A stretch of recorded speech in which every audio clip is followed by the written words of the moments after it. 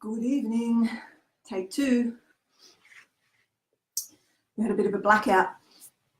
Welcome to our Monday Intuitive Energy Medicine Power Readings with Cynthia Harrison from Rhombus Healing Arts, a place where you can come and say hello, ask your questions, contemplate some things with us in community, and it's a place where we can be held in a way to discover things about ourselves and others. So welcome. So every Monday it takes a little while for people to come on, and I'm going to light the candle. So good evening, and hopefully we'll have some wonderful discussion and co-creation. What can I tell you while we're waiting? I can tell you that I had my hair cut today. Might not sound like much to some, but I don't cut my hair. So I went and had my hair cut. Hey Lois, I went and had my hair cut. Not many people would notice. I only got like a couple of inches off. However, hair is an antenna, and it takes quite a while for when you get your hair cut for the ends to recover to basically be your transceiver again. So yes, it sounds a little out there. However, there's lots of ancient wisdom out there on hair and actually saliva as well, and they both hold our charge. So when we discard our saliva, so if somebody spits in your face, it actually can be seen as a compliment, because they're actually giving you some of their charge, some of their voltage, some of their energy. And I learned that from a great master many years ago when for some reason there was a big talk, big gathering, and one woman was a bit, I suppose, agitated because she wasn't getting her needs met. Hey sis, and she got up and she spat in his face, and his reaction was people were appalled, but his reaction was beautiful because of that. It was actually, he was receiving her energy, and I love that. But anyway, with hair as well. So it sounds crazy, but when I get my hair cut, I ask for it, and I bring it home and I plant it in the garden, because it holds charge, it holds energy. And when you plant it, it goes back like we do, with the charge into the earth and into the plants and back to where it comes from, because it's still connected. So I know it sounds bizarre. I've done teachings on it before. This isn't actually a teaching, but I just wanted to share that while I wait for people to come on. So yeah, got my hair cut. Which one? Well, it used to be down to here, and now it's to here. So I got that much cut. It's still a haircut. All right. So any questions today? What are we going to talk about? When I was young, when I was a teenager, I had a book called Gypsy Sorcery. And it was because I was interested in anthropology, not because, you know, it was about sorcery. It was about the Romany people and how their rituals empowered them, and the generations, and just how they lived in the peripheral of society and that sort of thing. And I had this book, and it talks about hair as well. So it's something that I've been looking at for many years, the power of hair. And that's why some communities don't cut their hair, and some religions, some communities, some So there you go. So what are we going to talk about today? Let me just find you on here. And then we can, oops, that's last week. No, don't want that. Any questions? Any comments? Right, here we are. No. Oh, how am I? That's a question. Thanks, Melinda. I'm all right. I'm never bad, I suppose, because I live in the polarity of positive, negative, and neutral. So, you know, I'm flowing with all of them, observing the neutral, the negative, positive. So how are you? And hi, Janice, and hi, Lois. What I'll do, because we haven't got many on, not that I don't appreciate the people that are here, I'm going to try and share with some groups to get some people on and do some readings of some description. Not sure what people are wanting today and where we're going to go. So what's this watch party? I've never done a watch party, so no, don't know about that.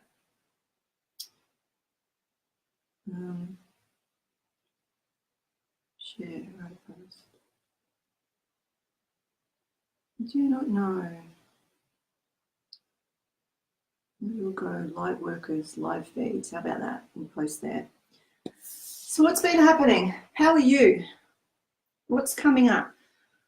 Where are you feeling expanded or contracted? You know, what's showing up in the world that you're noticing that maybe could be a clue to the metaphor that the universe or the world or the field is trying to speak to you about. And maybe it's something that you just can't grasp, but we might be able to work it out together. So this is my most, if I had an unfavorite part, it's this, trying to share while I'm trying to be here present with you. And because I just do not like not being present, I find it really difficult to share. But if we don't, then we don't get the groups, do we? We don't get the people. However, the regulars come. So I'm going to just, what can I do? It's just different every week. It just baffles me. It baffles me. All right, what else did I do today? Got my hair cut. I actually went into a bank. Oh my goodness, I walked into a bank and I didn't even know where to go. It's been so long. It was bizarre how they're set up these days. So anyway, and I had to wait forever. 2 different lines. It's bizarre. So first world problems. Oh dear. All right. We've got a few people coming on now. So if you've got groups that you're connected to, maybe you could share and then we'll get some more people and more flow. I find that this time, usually people come on about half an hour in, 30 to 40 minutes in, which is, I think, just due to time factors where, you know, people overseas are coming in and I'm in Australia and, you know, our other parts of our community are in many different parts of the world. So what do I want to talk about while I wait? Let me just see. Are there any questions yet? I don't think there is. And I'm in my winter woolies because it's really cold here, but I'm actually hot now because I've got too many clothes on. All right, that's it. That's all I'm doing. I cannot deal with sharing and whatnot. Murray, thank goodness. Who else have we got? Elizabeth, hello. Steve, where have you been? You weren't here last week. All right. I was just complaining about my first world problems, difficulties in sharing, having to go to a physical bank and getting my hair cut. All right, so let's see. In relationship with me, feel stagnant. Hello, hello. All right, good. All right, we've got some energy here now. Yay. Cool. So I was just saying, please share to your groups, because some of you are in some of the groups that I'm in, and then that just gets it spread, because I should actually ask somebody, would they do that for me every week, because it just takes my energy to those places, and I want to be here, and I'm trying to get back. So I'm here now.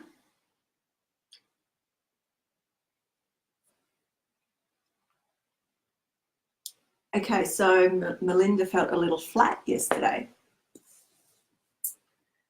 and very busy. No apologies. I'm just staring you.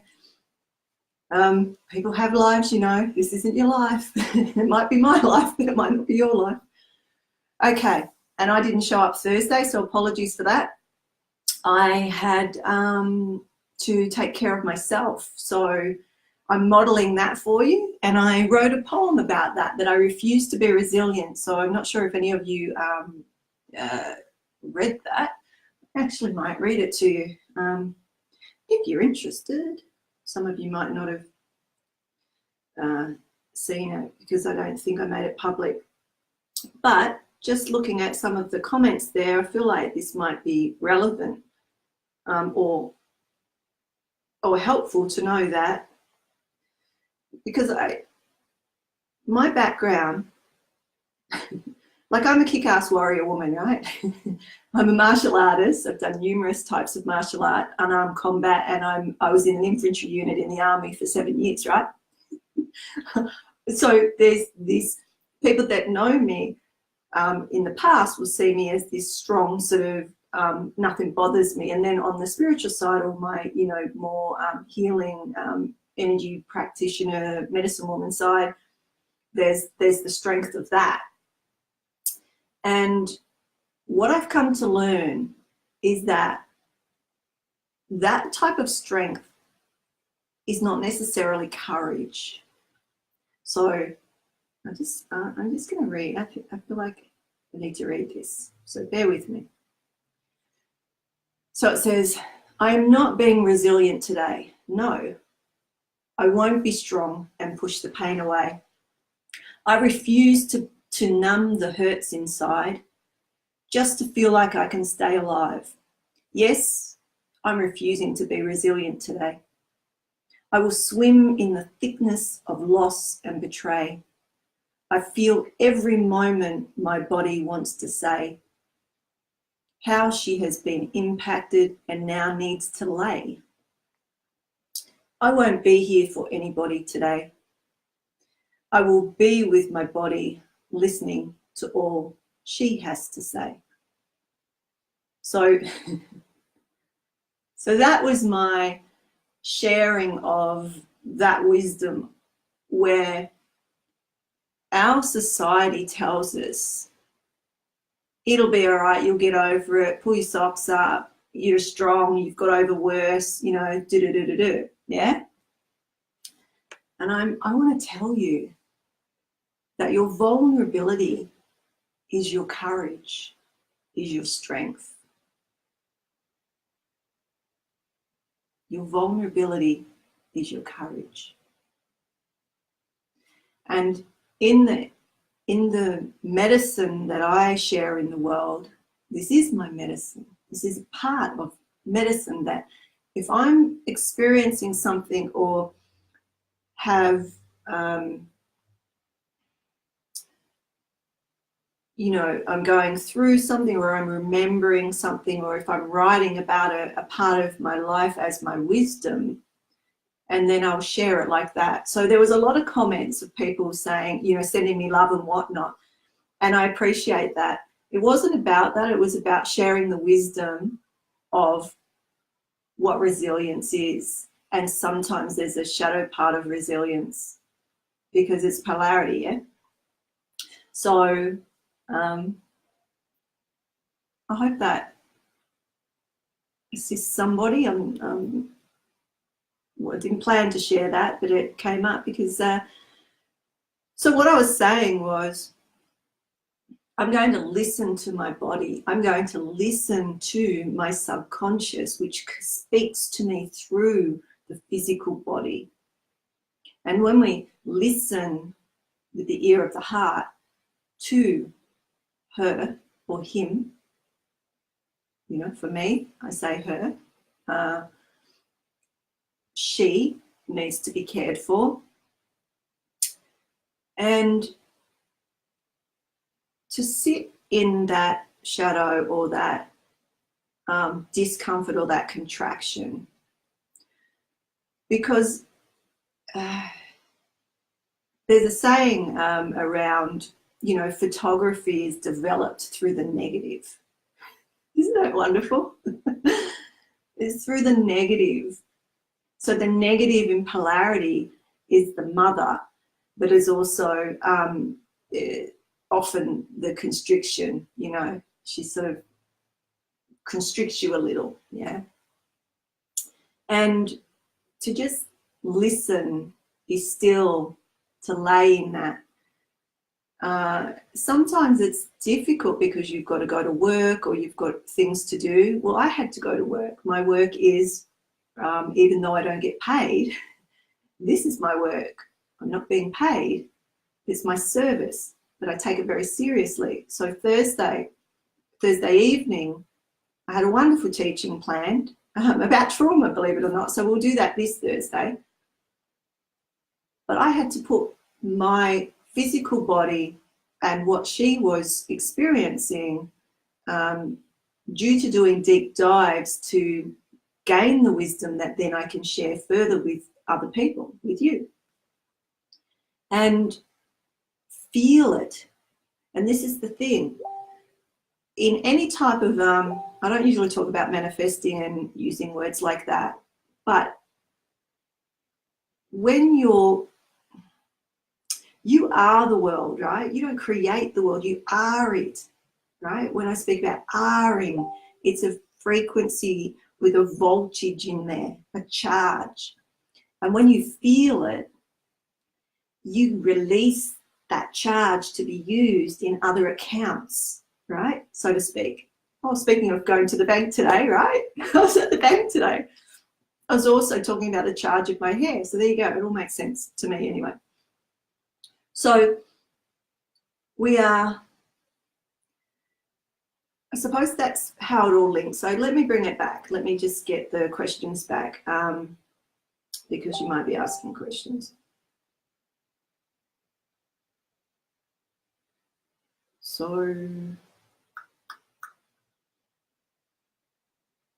yes, we need to survive, okay?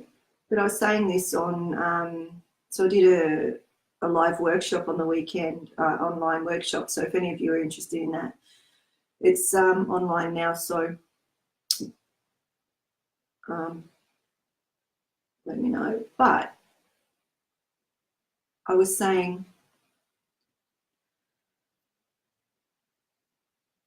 to release charge within the body, wherever that might be, whether it's physically or energetically, we release it in moments, not in one big bang, because our body can't integrate it. So what was I really doing on Thursday?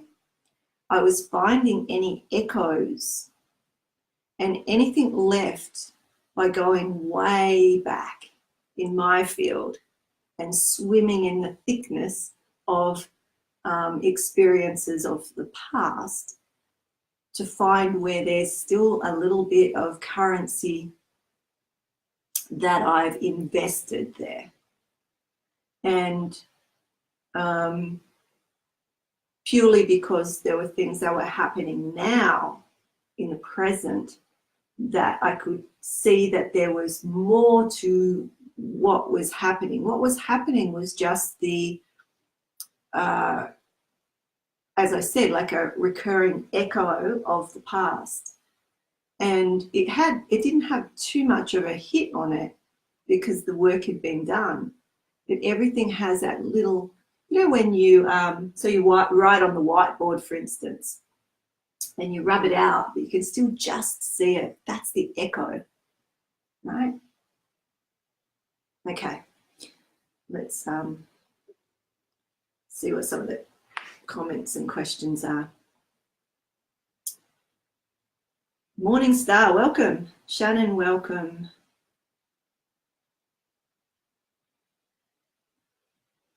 Jennifer, welcome. Tanya. Okay. Well, Tanya, what I just said, I think might be your message.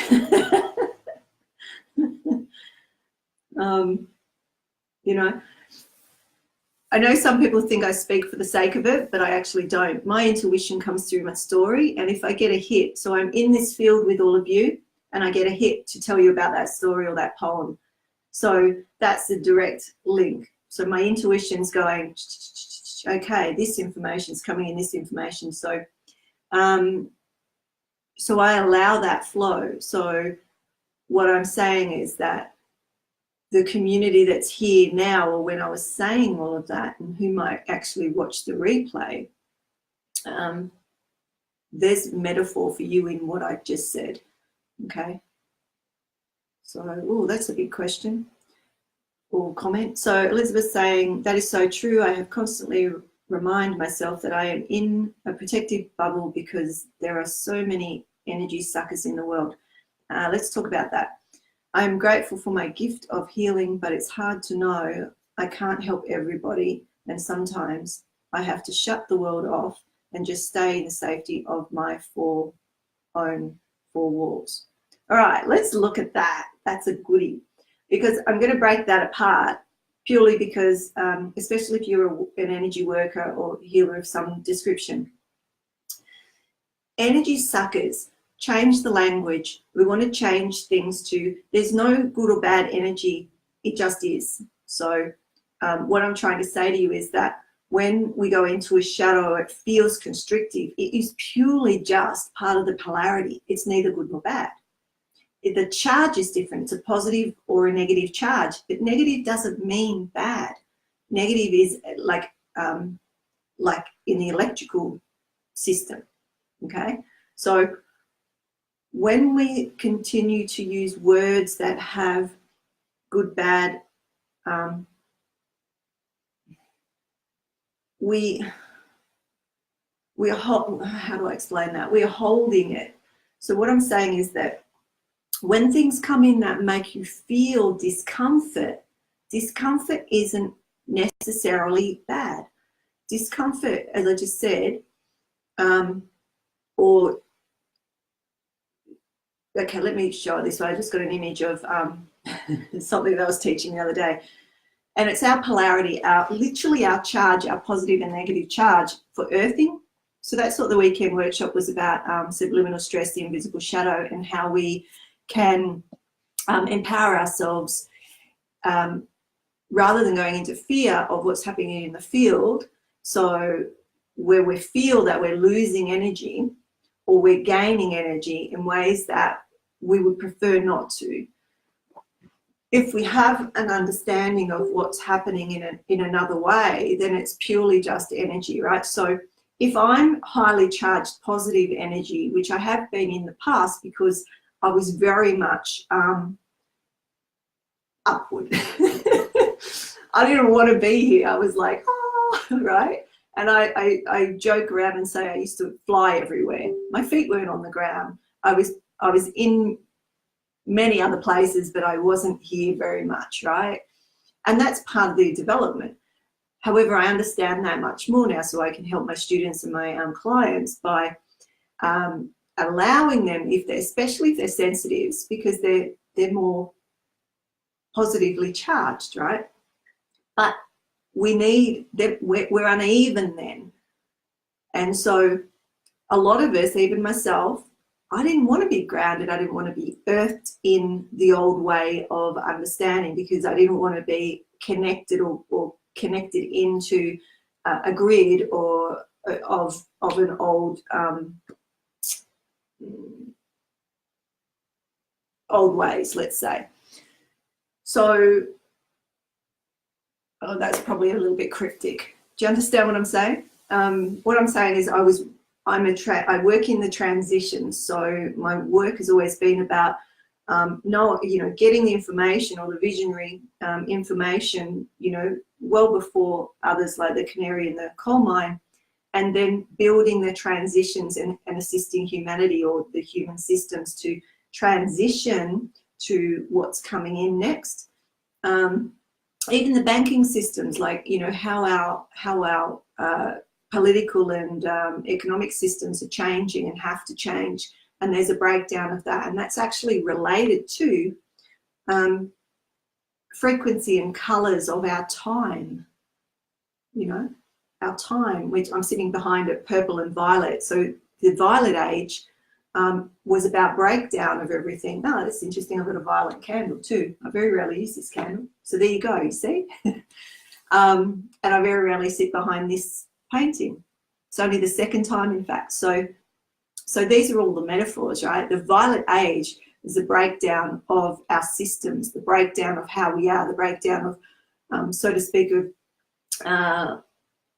all how it was, so that we could rebuild into the new. Okay, what we're well into what I would call the indigo age now, which is really making way for the sensitives, right? So going off track a bit, I didn't even want to talk about that, but it's come up. So we have all these ways of being, and neither of them or any of them are better than the others. It's choice. However, when you are earthed in a way that you're not continually being shocked, hit by, I suppose, the friction of not being earthed, then you are more fully present, and you can actually get more information. So it's about being fully embodied. I suppose you could say soul embodied, because the soul actually doesn't fit completely into the physical body. So we're building and building and building to be able to, or stretching, right? Growing, moving, shifting our charge, because those charges that are, so back to the comment of the protective bubble and energy suckers. If I'm just like this, right, and I'm positive, more positive, and not positive, negative, so you've got the two vortexes, heaven and earth, or yin yang, whatever you want to call it, positive, negative. Then when I'm around somebody that has negative charge, and I need negative charge, then it automatically happens. Okay? It's like symbiotic. So they're not necessarily seeing you and going consciously, I'm going to take your energy. It usually happens. So I'm not saying that you're saying that, Elizabeth. I'm using your question as a teaching point, so to speak. So if we know that and we're practitioners, it's not like we're going to go, oh, you need to do this or you need to do that, but it might come up in conversation. if they're friends of yours, you might talk about your own systems and see whether there's a doorway where they're open to actually, you know, either assisting you or you assisting them with that positive, negative charge. So basically that's that, right? So if I'm not fully in my polarity, which is yin yang, it's not yin and yang, right? It's yin yang. Then my systems are going to be trying to find it to get into homeostasis, and it will do it in whatever way possible, but it's not a conscious thing. So when we talk about energy vampires and things like that, I feel like those words are actually bringing a frequency in that it's not really helpful. I'm not going to say it's bad, but it's about discernment. So our words have resonance, you know, our thoughts have resonance before we even put them into words. So it's just changing how we see that exchange of energy. So where do we deposit it? You know, is a nice way. I like that way. It feels good to me to go, my energy is this amount every day, and I can choose where I'm going to deposit it if I'm conscious. And if I'm unconscious, which would be maybe pushing my emotions away to be strong in the old sense of the word, then I'm not being conscious with what my body is trying to say, what my energies are trying to say to get into homeostasis, which is full vitality and health. Does that make sense? So the other thing is, no, we'll leave it at that. That's good enough.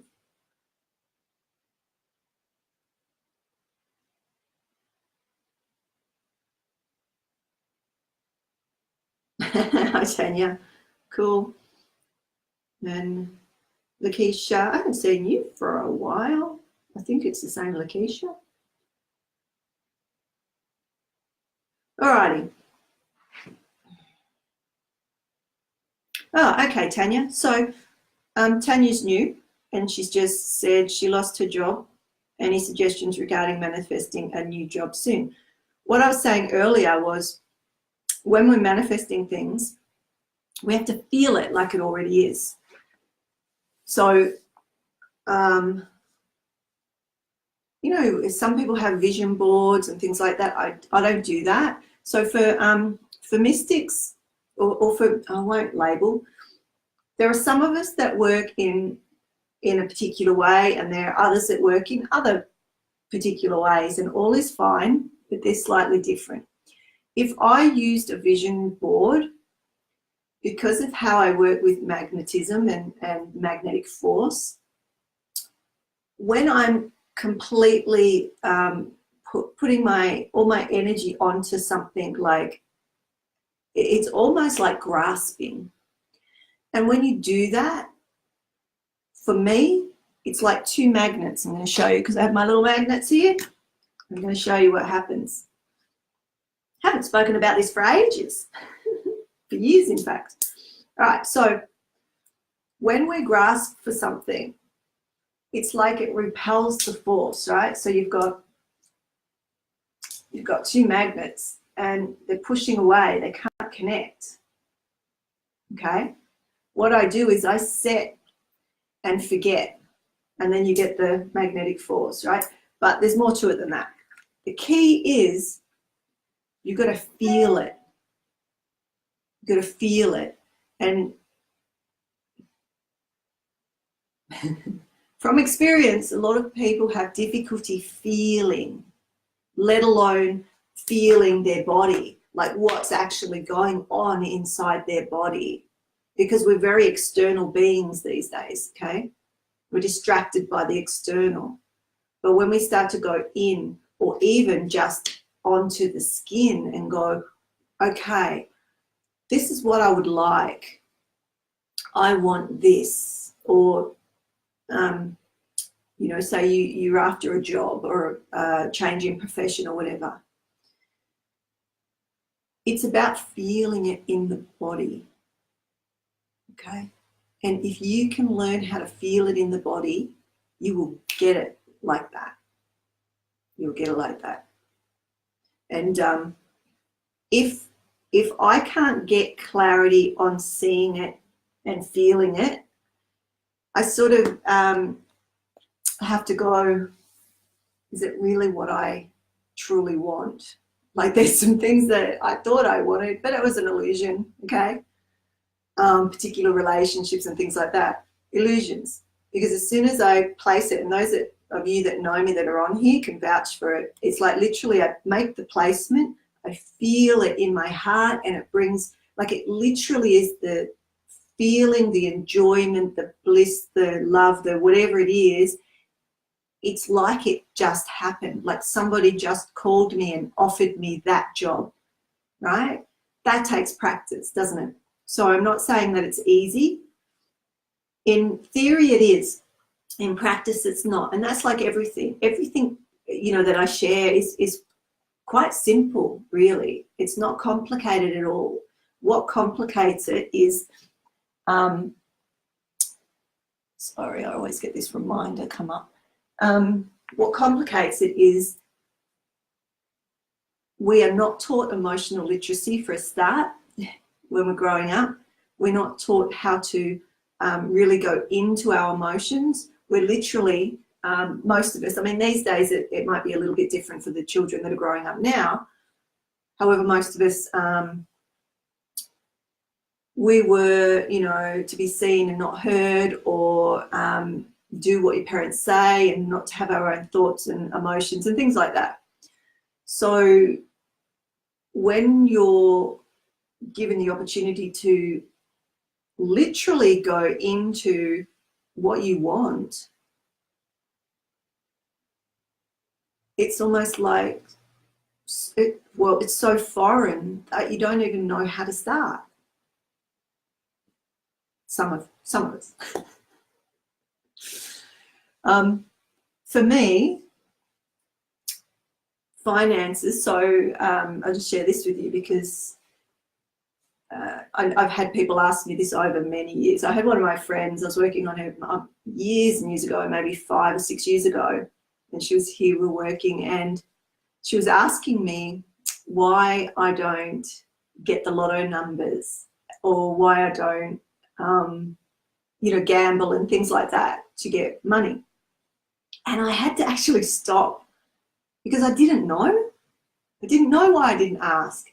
And then it wasn't too long after that, because I contemplated it and I went, because my teaching, my spiritual teaching and training, my lineages, it's just instilled. It wasn't ever spoken out loud that we don't work for ourselves. We don't ask for ourselves. So when I ask for information on you or around the energies of you, it's not about any gain for me. And so when I realized that, it was like an aha moment. It was massive, but it might not sound like much, but I went, oh my goodness, that's why. I never asked for anything for myself, like never. Using, you know, these types of manifestation and whatnot. Now I do, but I still don't ask for cash or for money. What I ask for is for experiences.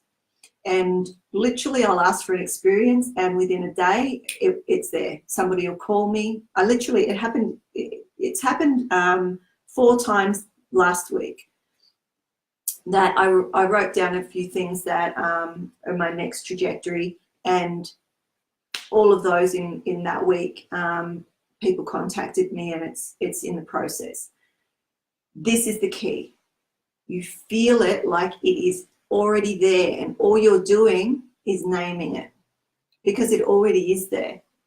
Everything you could possibly want or need is already here. It's just the veils and how your trauma and your background and your where your charge is stuck in the field, which creates these patterns of knowing and understanding that are no longer relevant for most of us for our forward trajectory, or even whether you want to just sit. Some people don't want to move right now. They're integrating, and they want to sit and contemplate and integrate all the work that they've done up until now.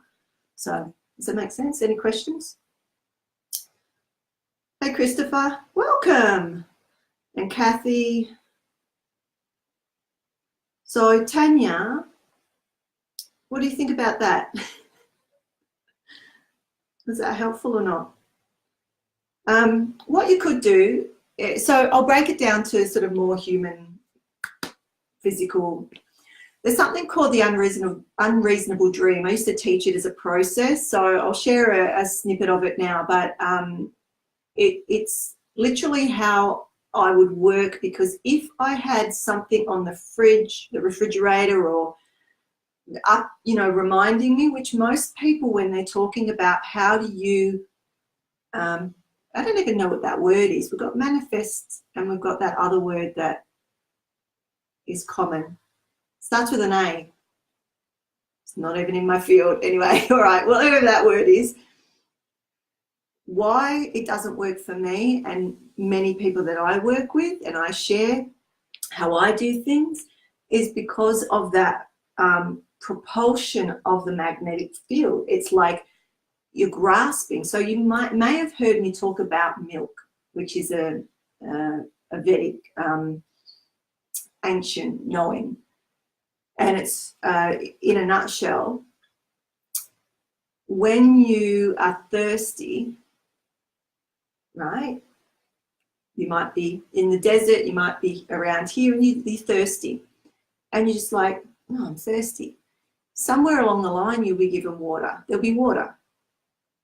But if you're thirsty and you start demanding, or like saying, you know, you start to go into fear, really, that, you know, you're so thirsty or hungry, whatever it might be, but let's use liquids because it relates to milk, that you're grasping and demanding and wanting and needing, and like, you know, you go into fear, then you'll be given blood. So it's a metaphor, so bear with me. So if you're grasping, you're given blood. If you're thirsty and you're asking for water, you'll be given water. But if you're thirsty and you surrender and you trust in everything is already here, then you'll be given milk. And the reason that they use milk is because in that culture and whatnot, milk is the highest nutrients, it's sustenance. So it not only quenches your thirst, but it feeds you, and you know, you can live off it.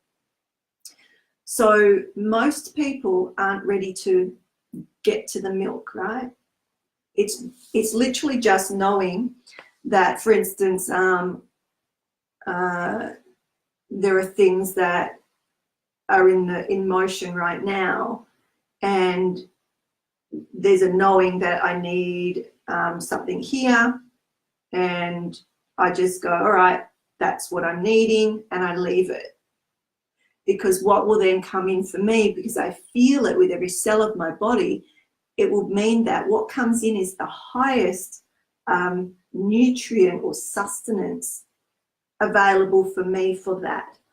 However, if I live in lack and go, oh my goodness, I've got a week to get that, and if I don't get that, I can't go there, and if I can't go there, then that means that whole project is doomed, right? Which is what a lot of people do. They go into fear. That in-between space is where I'm talking about now, the water, rather than the milk or the blood. Because blood and grasping and wanting and needing and demanding because you think you're going to die will give you blood, but blood, the payment for blood is more blood, right? So it's a metaphor, but it's one that my family,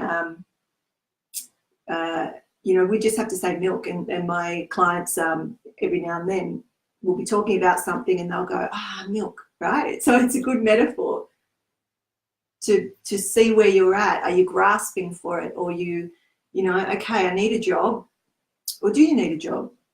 You might go into business for yourself. What are you wanting to experience? I'd like to experience this. Okay, what does that look like? All right, yeah. See the change in my face? Because I'm actually seeing something. I'm like, yeah. And that, what I'm envisioning is already here. And it's just a matter to wait for the intuitive information, which is literally just information that hasn't materialized yet. It's not matter yet, but it's all there. It's science, right? So try that. The unreasonable dream is a way that you can write it if you're not ready to go internally so much and feel it and visualize it in that way. Jean Houston taught me, maybe 15 years ago. I don't know if you know Jean Houston. If you don't, look her up. She's a legend. She's one of my mentors about 15 years ago. She calls it the imaginal self. The imaginal self. And she's taught numerous presidents around the world how to, and their wives, and Olympians and all sorts of people. Like she's an amazing person, human being. Anyway, she's still around. So if you get the opportunity to learn from her or look at some of her work, I would suggest that you do before she's no longer with us. Okay, so the unreasonable dream, you would write down what you would like, and then you stick it in an envelope and put it under your bed. And so I started that so many years ago, I can't even remember. And what would happen would be in 3 months, I would get the list out, and I realized I'd reached all those unreasonable dreams. Now, an unreasonable dream isn't just a small dream. It is, so one of mine was to go to France to paint. I did that, and not only, it was milk, because not only did I go to France to paint with a particular teacher, that particular teacher got us into Monet's garden after hours, where there was no other tourists, and I sat, and there was a few others in the group with us. My dear friend Lauren was one that I travel, my shaman friend, we travel around power spots and whatnot. But I sat in particular spaces that Monet sat to paint, because, we worked out where the images were and the perspective and all the rest of it.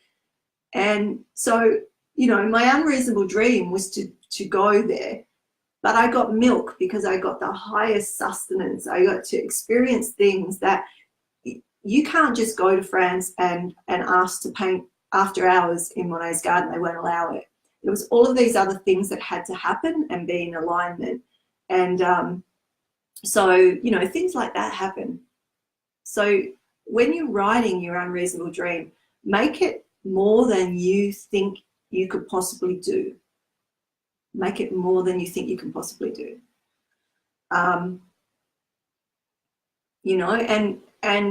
the beautiful challenge of that is that as you go along, again, it's a first world problem, is because you start to reach your unreasonable dreams and you have to start going, oh, okay, what's the next one? Like, how big does that have to be? Okay. Or like how, and you're stretching and expanding the potentiality of the self, So think about what you, for instance, I'm talking to all of you, but, just say we do go back to Tanya's question of a job.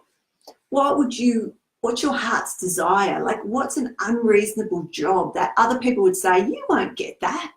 That's how I class an unreasonable dream, where if you told your friends or family, they would say, yeah, how are you going to do that? Like, you're not qualified, you don't even know how to do that, or whatever.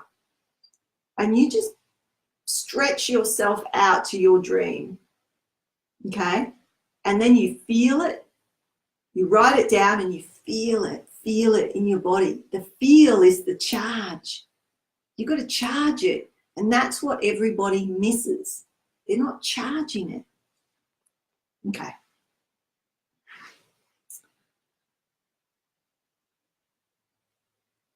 I know I go on. I get passionate, but that's what you have to do to get the charge, right? To get the energy moving. You got to move that energy. So regardless of what it is, whether it's your health or wealth or, hey, Nan from Alabama, how are you? Tanya's saying attract. You could see it as attract, but it's already there. So sit with it, try it, and let me know. And it may be, the thing is that when you make your placement, remember what you asked, but don't ruminate on it. Now, some people will say to do that, and if that works for you, fine, keep doing that. But if you've been trying to bring things into your field and it's just not happening, try this way.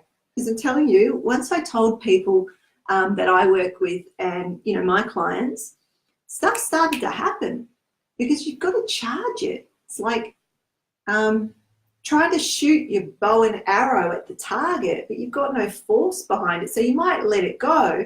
It hits the target. That's what most people are doing. They're firing their arrow, the bow and arrow. The arrow's flying. They're hitting the target, but there's no magnetic force to bring it back in. Does that make sense? So energetically, that's how I see it. So I'm going on the out, place my intention, feel it, charge it with magnetic force, like with energy, and then it goes vroom, back into my field. And how it looks might be somebody comes across my stream and I either there will be something about that person and we'll make contact, and this is how one of the ones just happened, and I got invited to be part of this collective, which was one of my dreams, to have a place where I could co-create and continue the work on my research and development. And I was asking for the best place, the best group or organization to do that. And one came in and it's still there, but the next one that came in on the same day was the one that I felt the magnetic force. It was like I feel it in my body. And then I just went, thank you. And now we're building on that, but it's continual. It's like, okay, well, the first hit came in, okay, I see it. But if you don't remember what you asked, so for instance, you're putting out the job that you want, and then you are introduced to somebody by a friend. It might be at the supermarket, it might be at a party, it might be at a barbecue, it might be online. And it's not that you're, how do I put this? You're just open. You're open to the possibility. And if you're open with that, that feel that you're not going into fear or lack, it's going to happen, and trusting that that's going to happen, it will show up in your field. But remember what you asked for, and remember that it may come in a way that you don't quite see the relevance at first sight. It takes practice. Does that make sense? It's like it might not be a full-on job interview. It might be somebody that has a connection to somebody else that, you know, a week down the track, that might come up, but you've made the first connection. So in the last week, I've met so many people through this one person all over the world. All over the world. We just, like that, built this community, and we're gathering soon in person from all over the world to create what we're going to create, okay? It's like that, it's beautiful, but it happens on every level. So so feel it. So write it down if you need to. Feel that it's already happened. Okay, I have this magnificent job. and what that feels like to go into a place that you're supported and respected and they see you and you enjoy it. Like, what's that feel like? And sit in that, charge it, and then put it away and get on with your life. Okay? Set and forget. Okay. No worries, Jennifer. I'm glad that you... I explain it different every time, don't I? But the key is the feel. You've got to charge it. All right, I'm just scrolling through.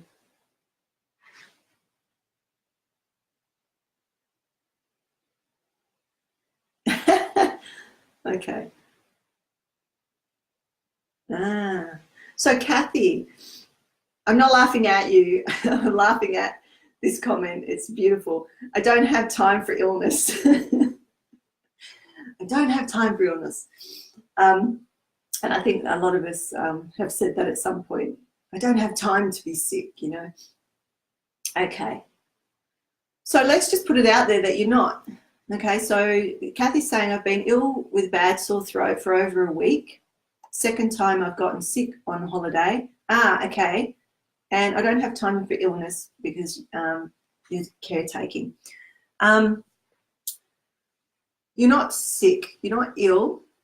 Your body's trying to tell you something. Now, you're on holidays, and I'm going to put it to you this way, and then I'll scan that one. We'll do some work on that one because I've been talking a lot. I've been telling a lot of story that I'm hoping. See, my story is the medicine. Believe it or not, like that's how it comes through. So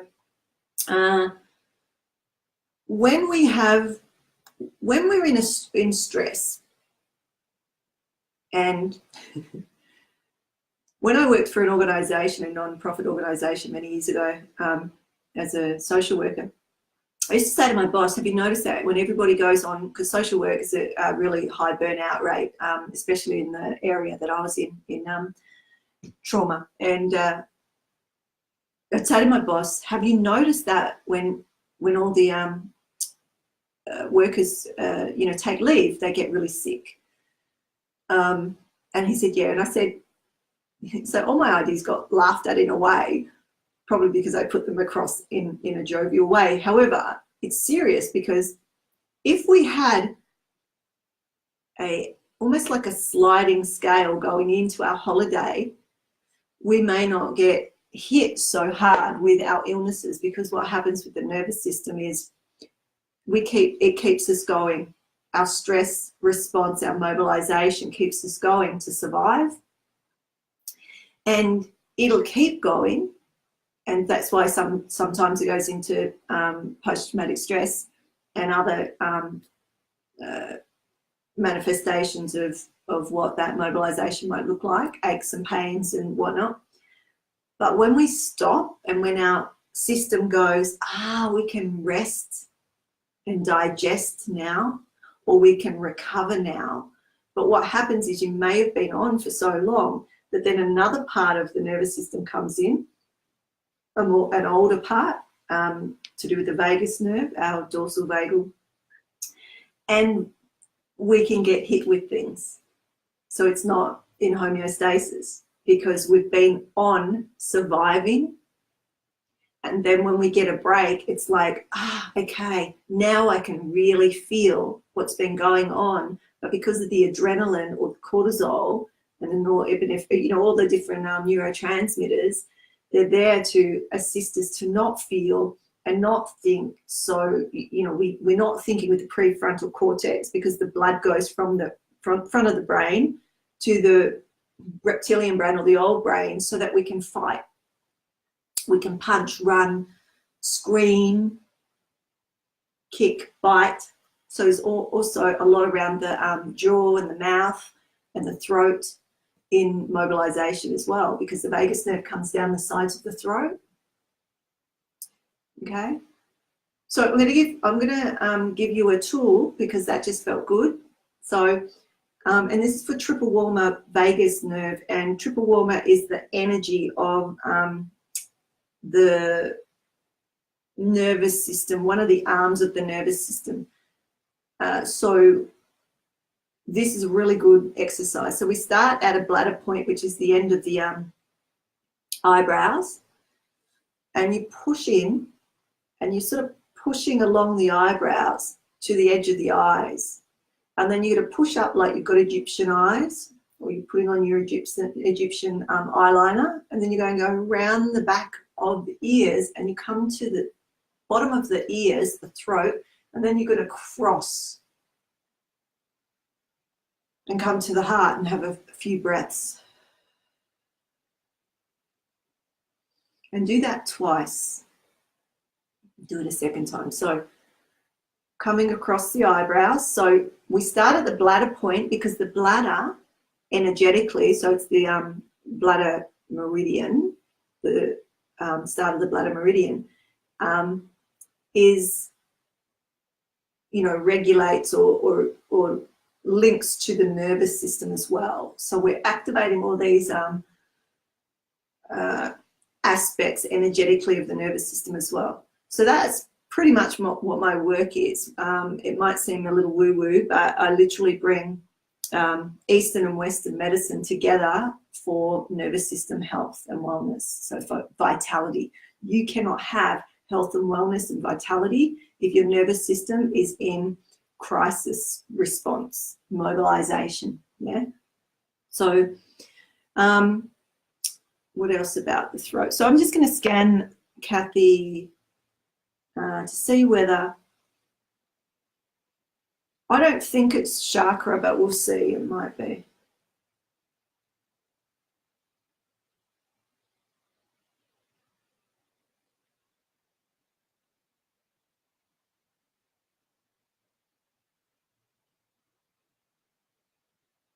No.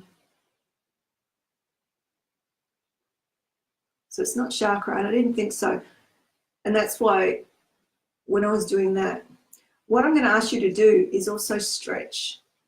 So take your fingers from the middle of your throat and go all the way around and stretch, because again, we need to make space for energy to move. Now, when I scanned that, whether that's your chakra, it's not. So there's so many other energy systems that we could look at. But what I was feeling was the stress or the mobilization, because you've, like, literally what I told you. So when I stop, let me just read this. Sore throat over a week. Second time I've gotten sick on holiday. So she stopped. And that's where we get hit. So that's what I was talking about in the beginning about resiliency, like listening to the throat, listening to the body, and what is that telling you? So in your job, or what's happened beforehand, what's going on there, and what is your stress level in, you know, what you were doing before you had holiday. Because it's not the fact that you had holiday. The holiday or the stopping of the system it's just human nature. That's how we're programmed. We stop and our body goes, okay, it's safe because we've stopped. And then an animal would shake it out. They would shake it out. They would disperse the energy through their field and get on with it. Mammals don't hold it. We're the only mammals that hold the energy and it gets stuck. So that's what's happening. There's energy being stuck. And what I'm saying is stretch. So all of these chambers in the throat all link to, there's the seven, 2, 3, 4, 5, 6, 7 chambers, or 7, 1, 2, 3, 4, anyway, within the throat. So we're stretching and releasing energy in the throat. You can also do from one side to the other and sort of push it off. Like really, you're making space because there's stuff stuck there. I'm going to check the back chakra just to see the back, just to see where there's something in the back there.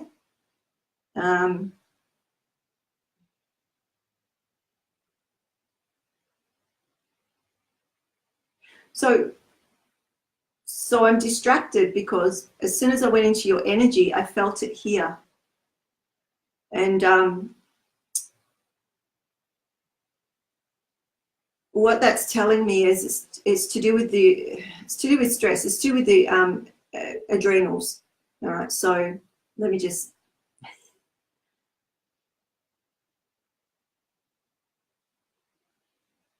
Yeah, it's not chakras. So is it a wind pond? Okay. So at the base of the throat, what you could do is do some little figure eights and hold there as well. There's something called, well, I call them wind points. They're called other things as well. That's something that happens to me a lot. You'll notice that every now and then my voice goes. It's because this little point here opens a lot, and it's like it lets in energy that so my field isn't very strong there, but that's to do with my, like when I was a kid, I was in a coma because of that, right? I nearly died. I had my near-death experience. So again, there's remnants there that, you know, there's certain parts of my field or all of our fields that they just need support every now and then. So basically working that, and it's not that hard. You could just literally put your hand there, do little figure eights. So I'm going to do little figure eights for you. But I would be looking at your stress, like what's going on. In fact, I want to look at your adrenals now.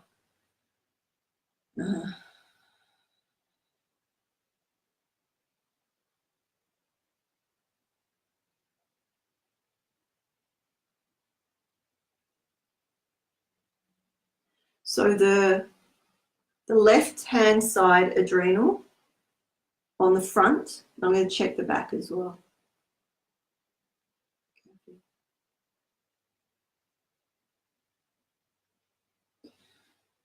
Kathy Crowley.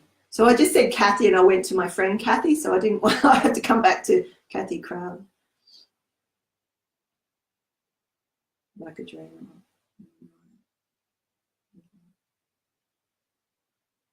Yeah, so your back adrenal. So what I'm going to ask you to do, so all of you can do this.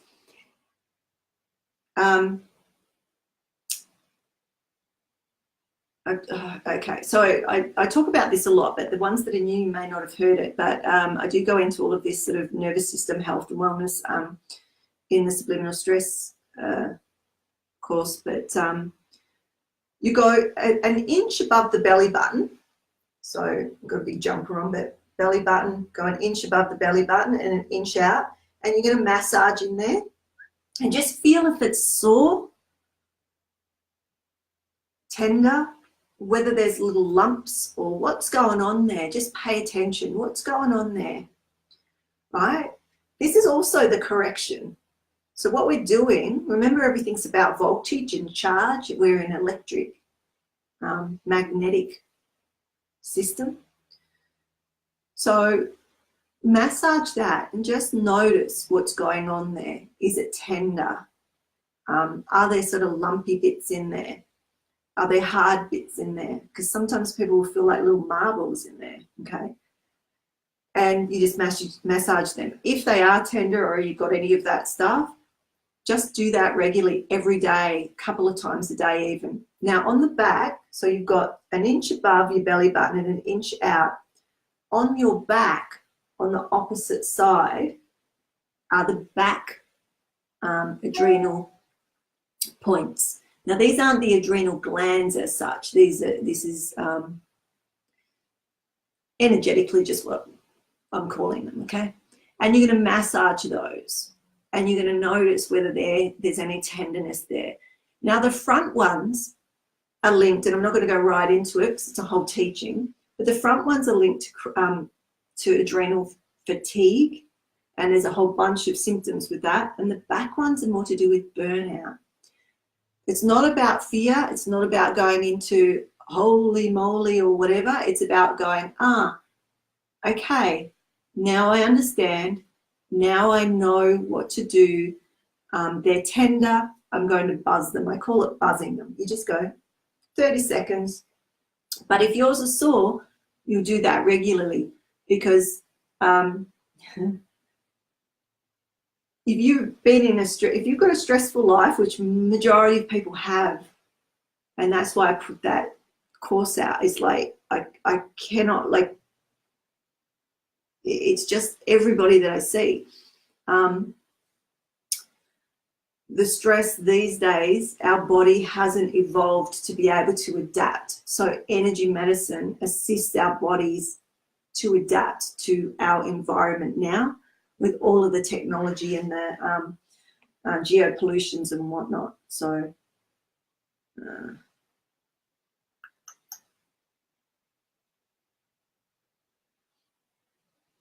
so Tanya's saying, do I know you, Tanya? Are you from Perth? I don't know. Anyway, yeah, oh my goodness. Tanya, cool. Just wondering whether yeah.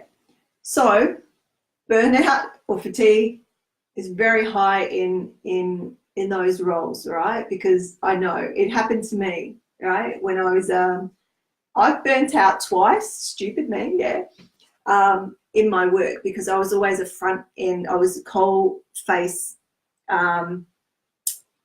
system changer, right? But I was in the field. So what I would see every day in the field, most people rarely see in a lifetime, like the human suffering and whatnot. So it's called secondary traumatization. So it wasn't happening to me, but I was visiting communities and homes, and sometimes they would be near death, like they'd just been had their legs broken, or being rolled. We call it being rolled. So the old people would get paid, and the young ones would run through the house, smash everything, take their money, and break them. And I would turn up to do my visit, and that's what I would find. Things like that. It's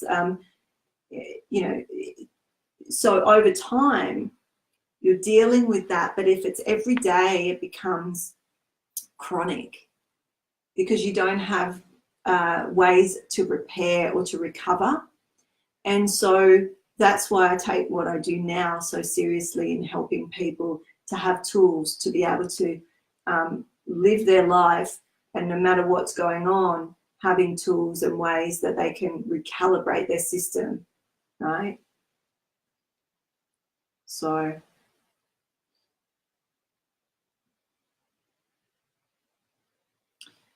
hi, Bobby. So Bobby's saying, let's see this one.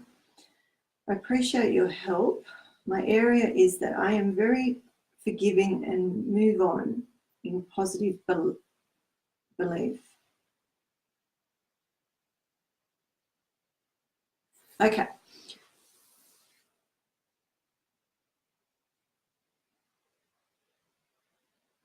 So Bobby's saying, I'm very forgiving and move on in positive belief that another will do the same. The couple continued to deceit and be conniving, I think you mean. Oh, I don't understand how to reverse the hate and draining deception coming from my ex and his girlfriend. I feel it is literally good versus evil. All right.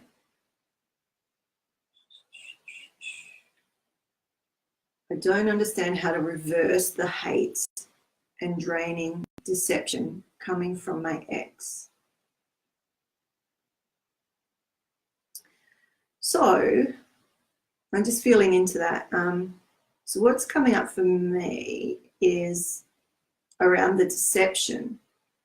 So the hate and draining deception coming from my ex. So are you in contact with your ex?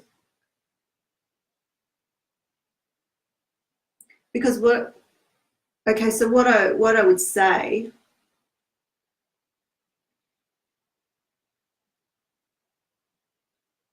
Okay. So what just came in there was love, right? Which again is simple, but it's not going to be, it is the hardest thing that you probably do. How do you negate toxins in the field, so to speak, whatever they may be? So I'm just going to generalize in that way so other people can see it too. So if it's a relationship and there's information coming to you that you feel and experience as negative, hateful, disrespectful, deceptive, lying, you know, all of those sorts of things. You cannot change the other, but what you could do is you can negate. So we got, remember, positive, negative, and the neutral charge. So our true nature is the neutrality. Our physical, our earthly being here is the polarity, and within the polarity is the neutrality. And when we die, when we leave, the neutrality is almost like the soul or the spirit going home, and the body is left, because that's the link to the earth, which is the positive negative type thing. So bring that to the relationship of positive negative charge of somebody sending, or in your field, that is just trying to find words that are fairly neutral. Can you see? Because we don't want to give it any more charge. You don't want to charge that situation, and the way to do that is through neutralizing it. And you may need to either move away from that. Now, you know, you might have, I haven't checked in to see whether there's children or complications with family and all the rest of it, but you know, if it's an ex, there's what's the reason that you're still in each other's space if you're not feeling it? Yeah. If you are, what comes to mind is, it's really easy to love people in our family and people that are like us or that bring us joy and happiness. But when we can love people that are like what you've just said, that's our challenge. Because anybody can love somebody who's helpful and nice, can't they? That's what we do. But really what our challenge is to love, is to be loving to those that are even, see, I'm trying not to use the language of what they're doing to us, because they're not doing anything to us.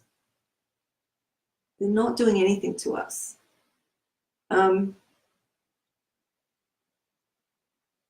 So I may have lost half of you with that comment, but when we pull it out, if energy just is, and we have, everything has a neutrality to it, and it's only positive or negative based on our lens that we see the world through. So if that lens that we see the world through triggers our points that are in our field that are still tender, so where you've held charge in your field from the past, from a past experience, so some people might call them blocks, or I don't know. To me, it's charge. It's all energy. So it's just where it is in the body, and then we're releasing it. And that's why I was saying stretch and move. You know, where you could find where that is in the field, then you just shift it. You're not killing it off, and you're not, you know, because it just is. We're just shifting it back into a space where it can be utilized by your system for your full vitality, right? So if you're feeling something in your body, an emotion, a physical sensation in the presence of somebody else or via a Facebook post or, I don't know, some sort of communication, I'll just check if she's answered any of that.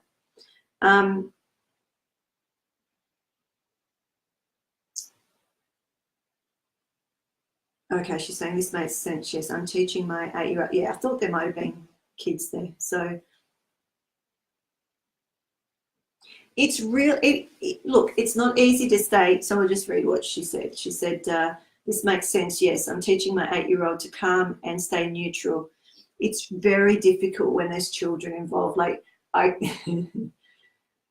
said this in the past that my children are grown women now, but when they were younger, the only way to really get to me, because I was like, I was tough, right? I was like, there's not much that could get to me because I had so many walls up because I'd had a tough life, right? So it was really like, I was like this mother bear and they were my bear cubs, right? And you couldn't hurt me. You couldn't get to my heart. The only way you could was through my girls, right? So as a mother, I understand that when you're in a situation where there's probably contact and things like that, and, you know, there could be some game playing on the other side, and your child is sort of stuck in the middle of that. Man, these are major tests and challenges for you and for all of you, really.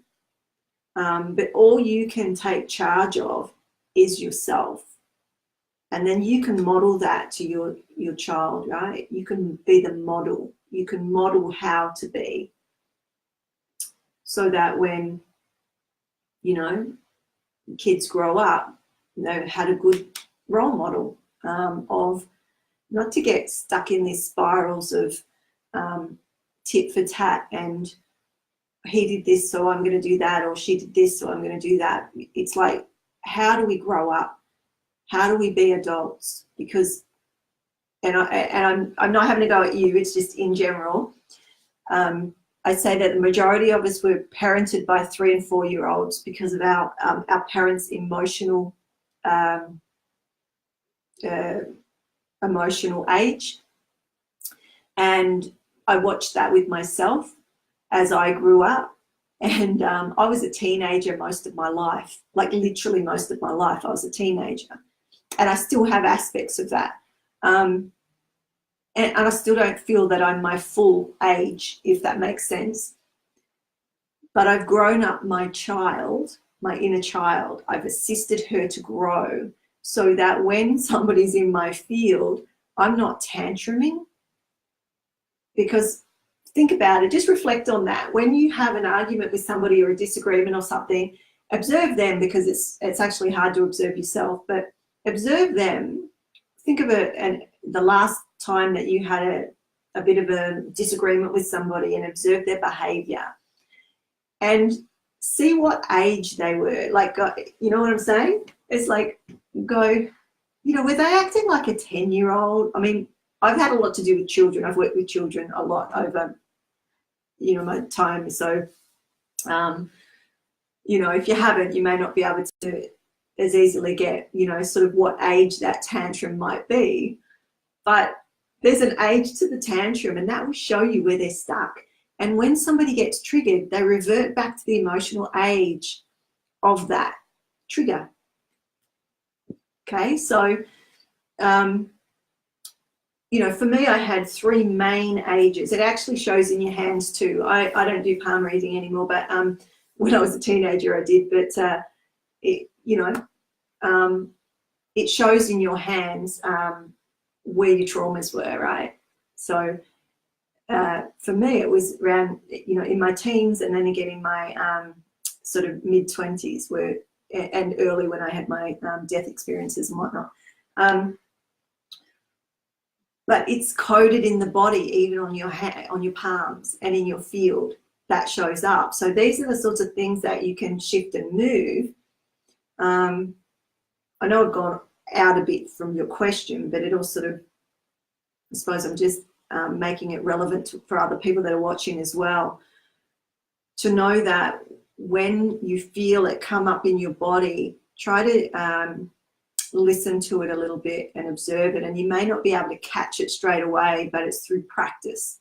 And then you can model that to your children, because or you know, partner or family or whoever else is watching that this might be relevant for, because that's sort of like the shadow aspect of ourself. It is part of ourself, and we can't kill him or her off. We've got to integrate it. And when we start to integrate, then we bring those three into one. So it's, you know, to me, it's the triangle.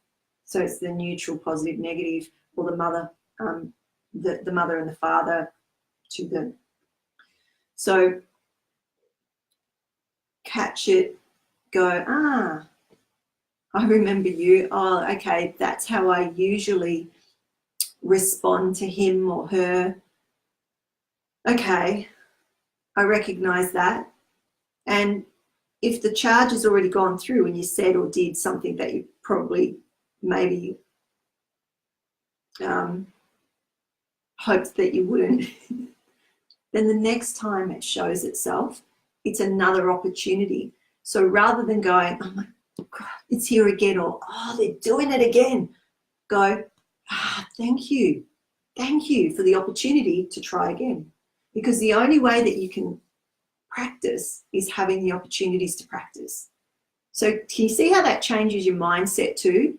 But mindset alone won't shift it. You've got to get to that felt sense, which is what we started with tonight, didn't we? We started with feeling, like the unreasonable dream and feeling. It's the same thing in a way, because until you can change the perspective that you view your world through, if you're still looking through the world at every interaction through your trauma lens or your past conditioned lens, goggles, however you want to put it, you're viewing every interaction through that field, that view, then it will continue. He will say something, you will respond, he will respond in the same way, you will respond in the same way, and it's just the same role playing as it always has been and will be, and will probably go into the next relationships, because it will, that's how it works. So here's your opportunity. So this is tough. It is tough, but it's worth the effort, believe me. And all of the developmental and the evolutionary skills and tasks and tools and techniques and meditations and all the rest of it really boils down to this: when you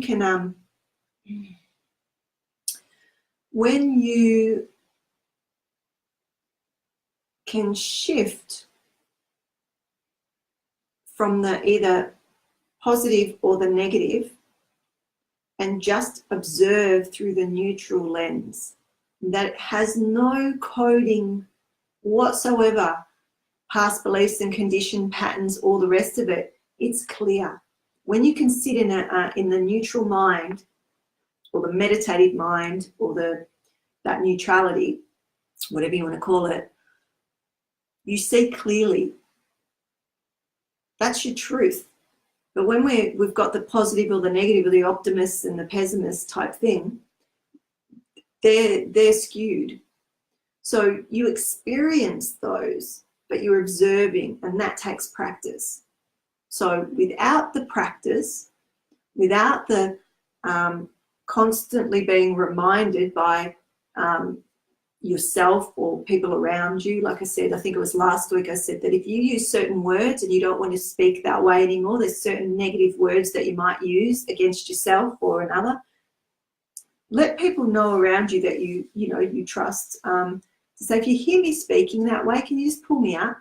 Because the more that you practice and somebody pulls you up and goes, you're using that word, or you have a code, then you'll very, very quickly, you'll shift. And when you're shifting the way that you are, you're releasing charge. Okay, so I don't know if I answered your question, but that's what came out of my mouth. So that's how it works. All right. Okay, Sharon.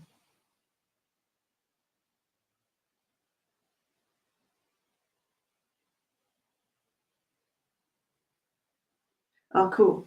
No worries. All right. So Sharon, you say, my profession requires me to sit all day. I do get up between clients, but over time it has affected my hips all the way to my feet. Weight gain is also an issue. I'd walk, which I love to do, but my feet are extremely painful at times, which makes the cycle continue. All right, reading that, I would say you're not earthed, so I'm going to check that.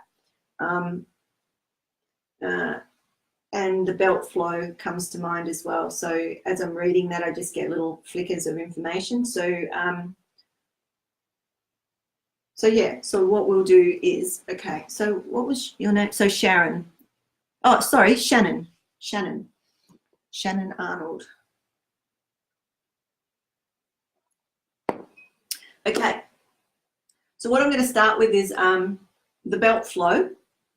So the belt flow is also a radiant circuit, which is one of the neutral energies, higher energies that were actually developed before the chakras and the meridians. Like, so they're an ancient one of our oldest energy systems, but they're very high. It's almost like, some people might call it an aspect of soul, because it's that they don't have a positive or negative charge.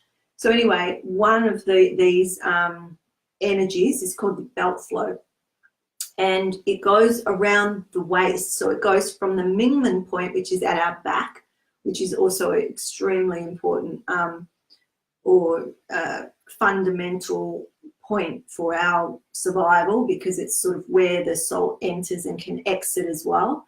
In death, we go through the head, but there's also the Mingmen point that we get our, what would you call it? Aspects of our essence from. Anyway, it starts from the back and it comes around the hip and the waist, and then it goes down the legs.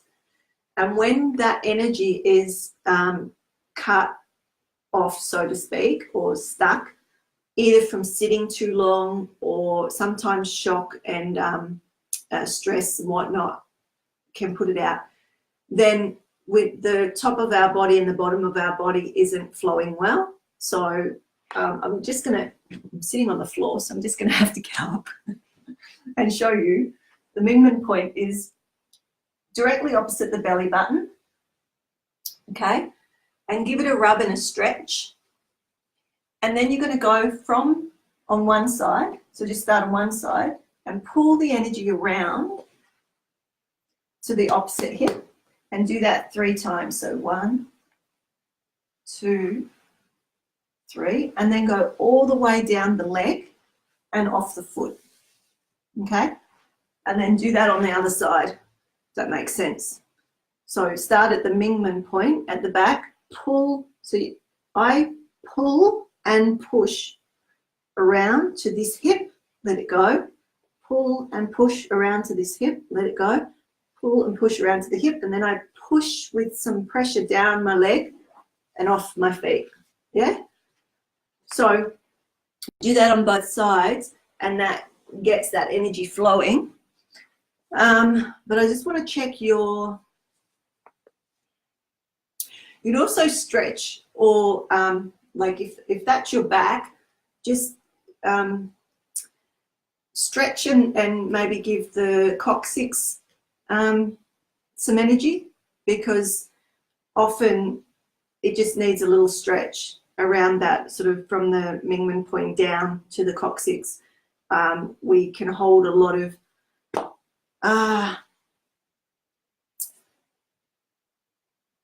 we can lose our flow, okay, especially if you're sitting a lot. But feet and hips, weight gain. So there's a lot in that, but I'm just going to concentrate on the earthing because I'm just testing. So Shannon Arnold.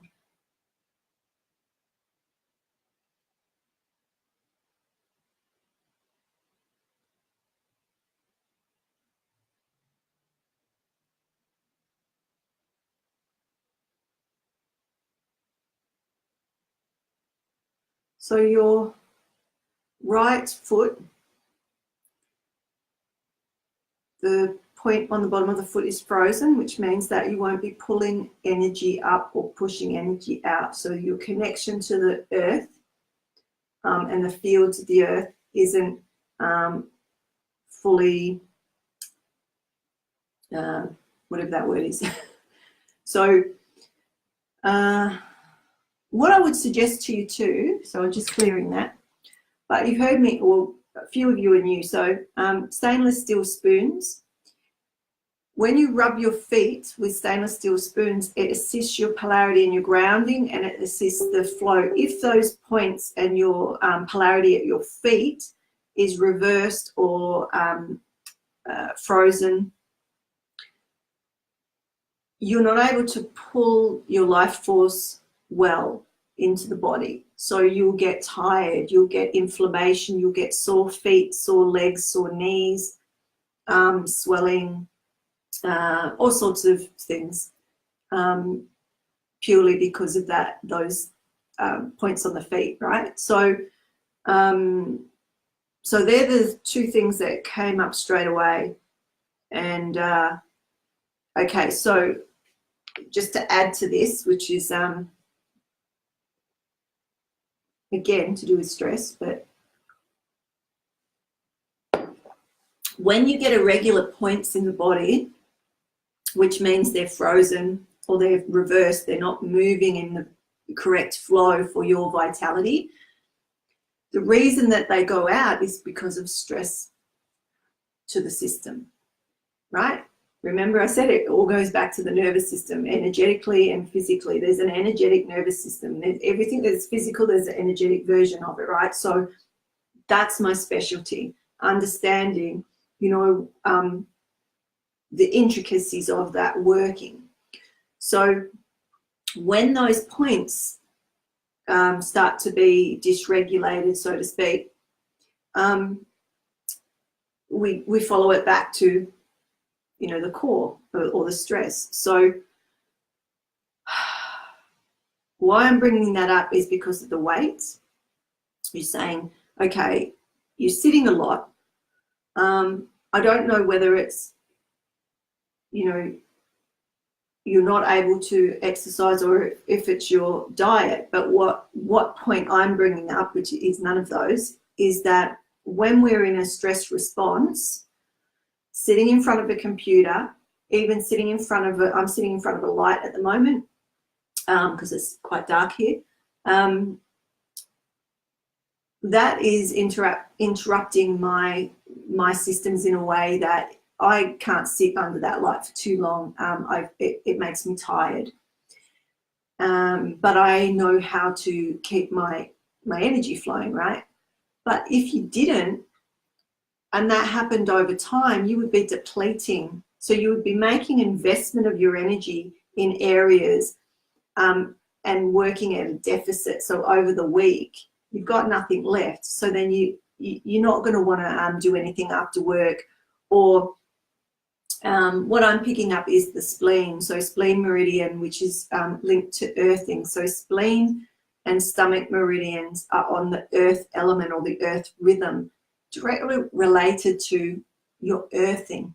So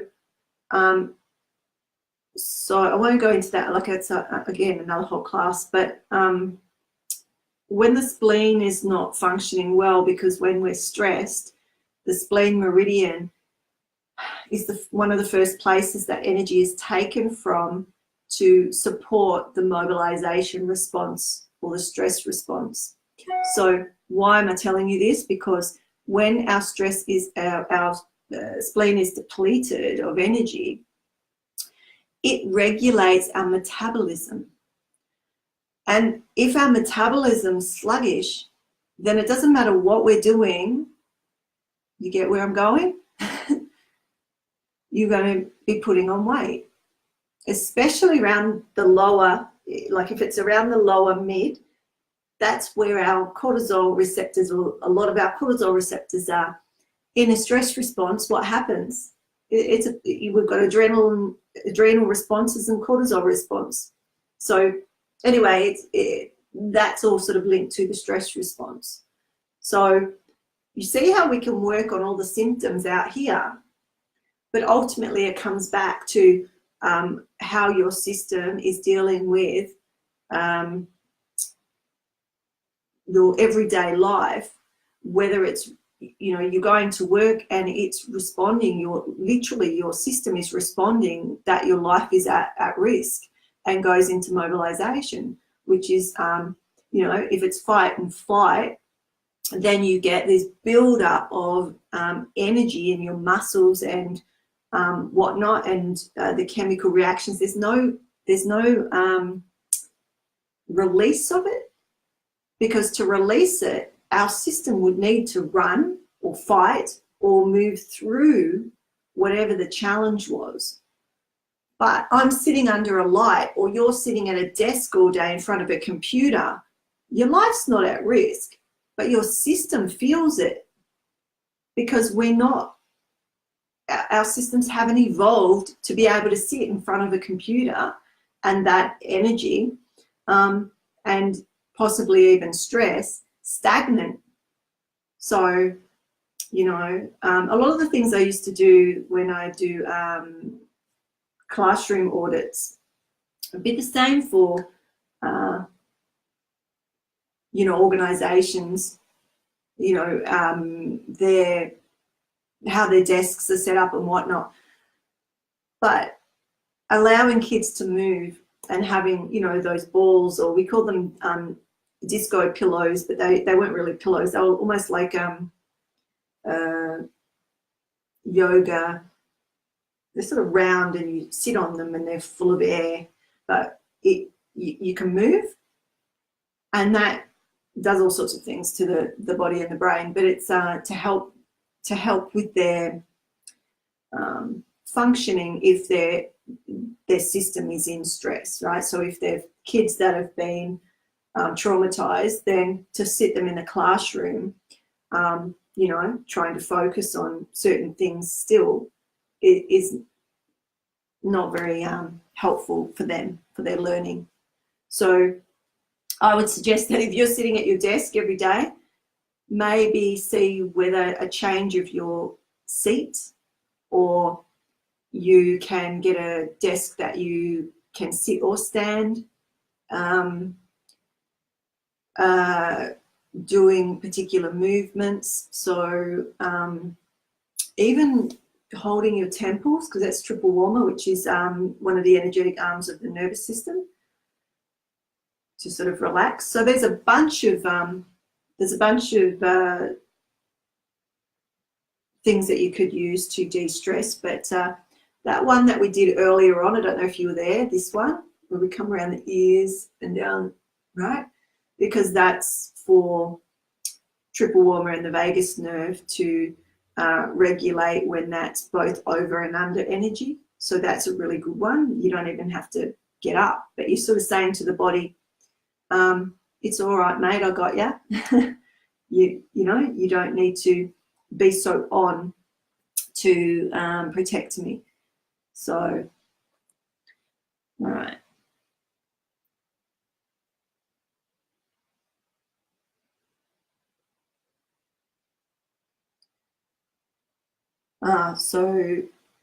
Okay, so Shannon's just confirming that, yep, back issues too in that area, right foot, and yet all of that happens. I'll try to spoon. Now, what you could also do, I know that is, hi Sandy. What you could do, so one of my mentors told me a couple of years ago, she uses salad servers, right? so big stainless steel spoons, puts them on the ground. So, I mean, your colleagues might laugh at you, but too bad. Better them laugh at you than you end up in, you know, home sick or something. If you're on computers a lot, you could use stones, something like selenite even. So selenite. So I have all this here. If I started to feel, I could just start to feel the light in my head here, but I can sit with this selenite between my feet, and it will just bring me back. It'll assist the energies to do what it needs to. I could also spoon my feet.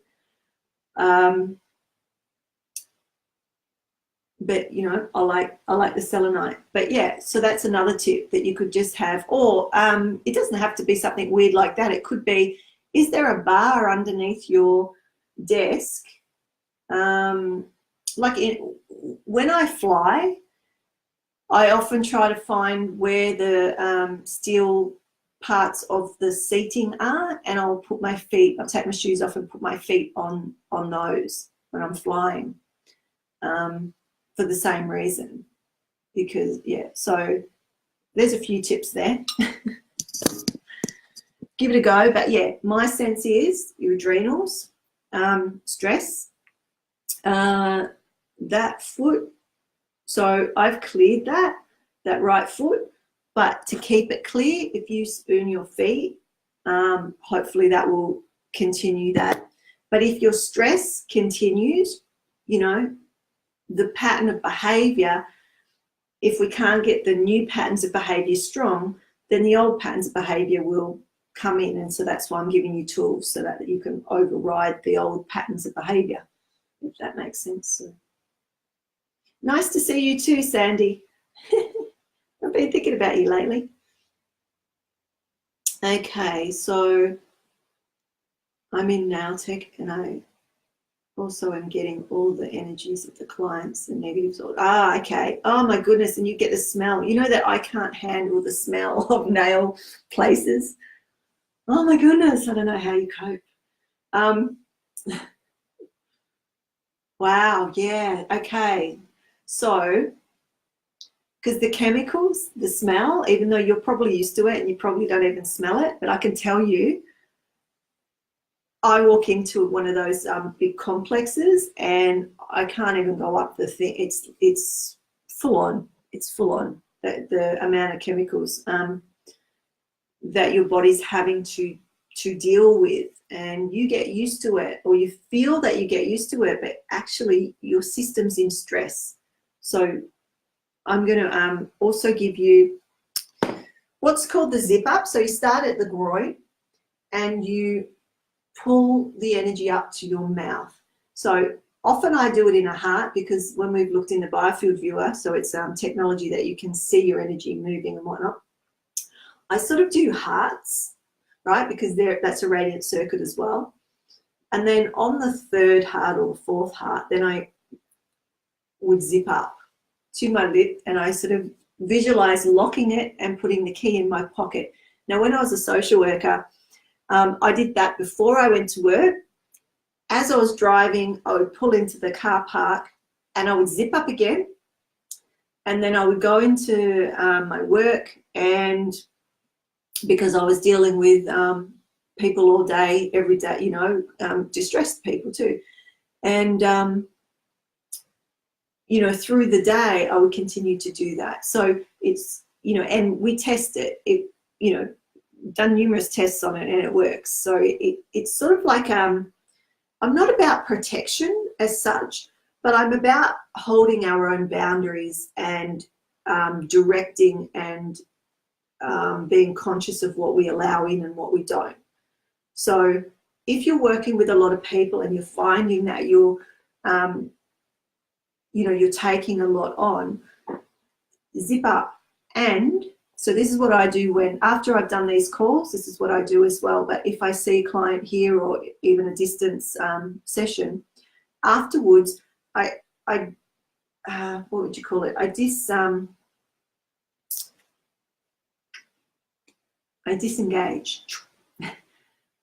right? Otherwise, I'll be in your energy all night, and I don't want to be. So try those. They again, they're so simple. But the thing is, it doesn't need to be complex to work. And that's what our mind gets in the way and goes, oh, that can't possibly work. But let me tell you, there's many social workers and psychologists around the place that I used to work with, that I've shared particular things with, that are doing this stuff. They may not tell you, but boy, oh boy, they are, and nurses and doctors. Okay? So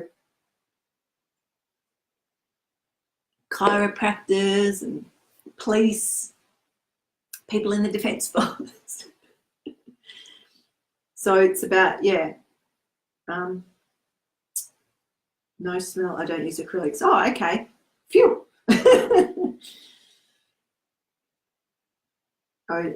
So no odor gels. Oh, good. Well, that's good then. All right, so she'll definitely try the zipper. This will help so much, and my foot has loosened up a bunch. Good. Yay. My work here is done. All right, so I hope that helps then, Shannon. I'm sure it will, and let us know. All right, I'm just scrolling back to see who else is here.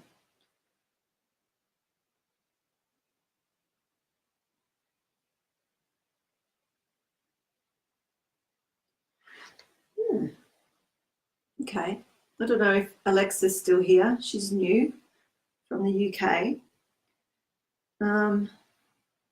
Have a hectic lifestyle. Any suggestions for redness on face and sensitive stomach?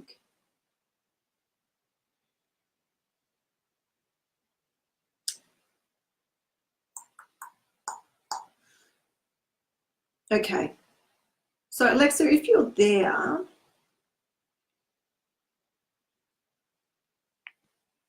so just feeling into it, but like there's a couple of things coming up, and so I could just scan, or you could just tell me, but whether the redness in the face is like a what's it called, rosy, I can't say it. You know, when there's a condition where you get red faced, or whether it's from heat. Let me see.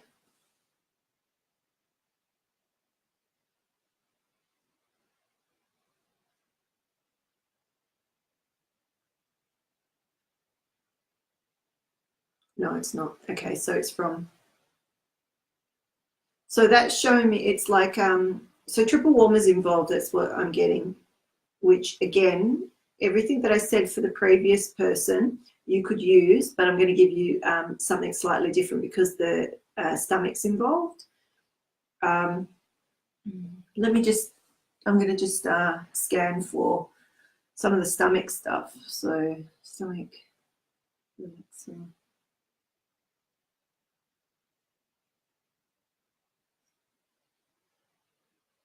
stomach meridian. So I'm just going to test some points for you.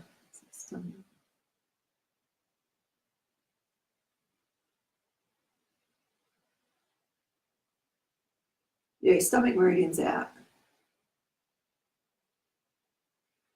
Polarity out.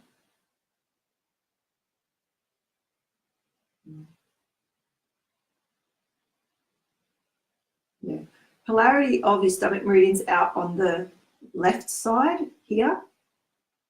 Stomach meridian runs from the eyes, around the face, down the neck, comes out, comes down the body and goes off the second toe, right?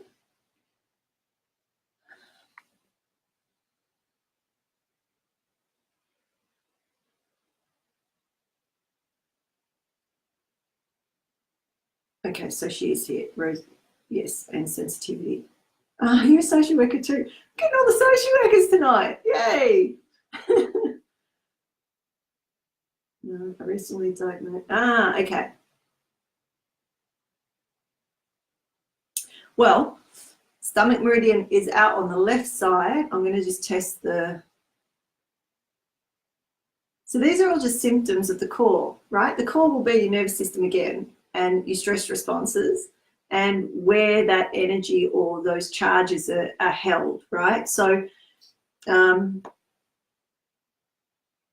we're really just doing a little bit of the band-aiding, right? Although,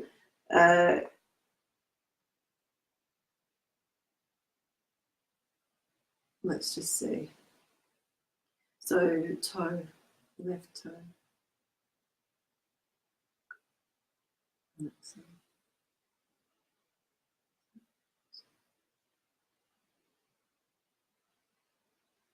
Is that the right one? Yeah. All right, so your second toes, the meridian, it's a secondary grounder as well. Remember that I said, or you may not have been here earlier, but I said stomach meridian is on the earth element, which is part of our earthing. When we're not earthing well, so, you know, if I was doing a session on you, I would be checking all of your aspects of how you earth. The stomach is just one secondary part. But because you said your stomach's sensitive, that's where I went first, right? All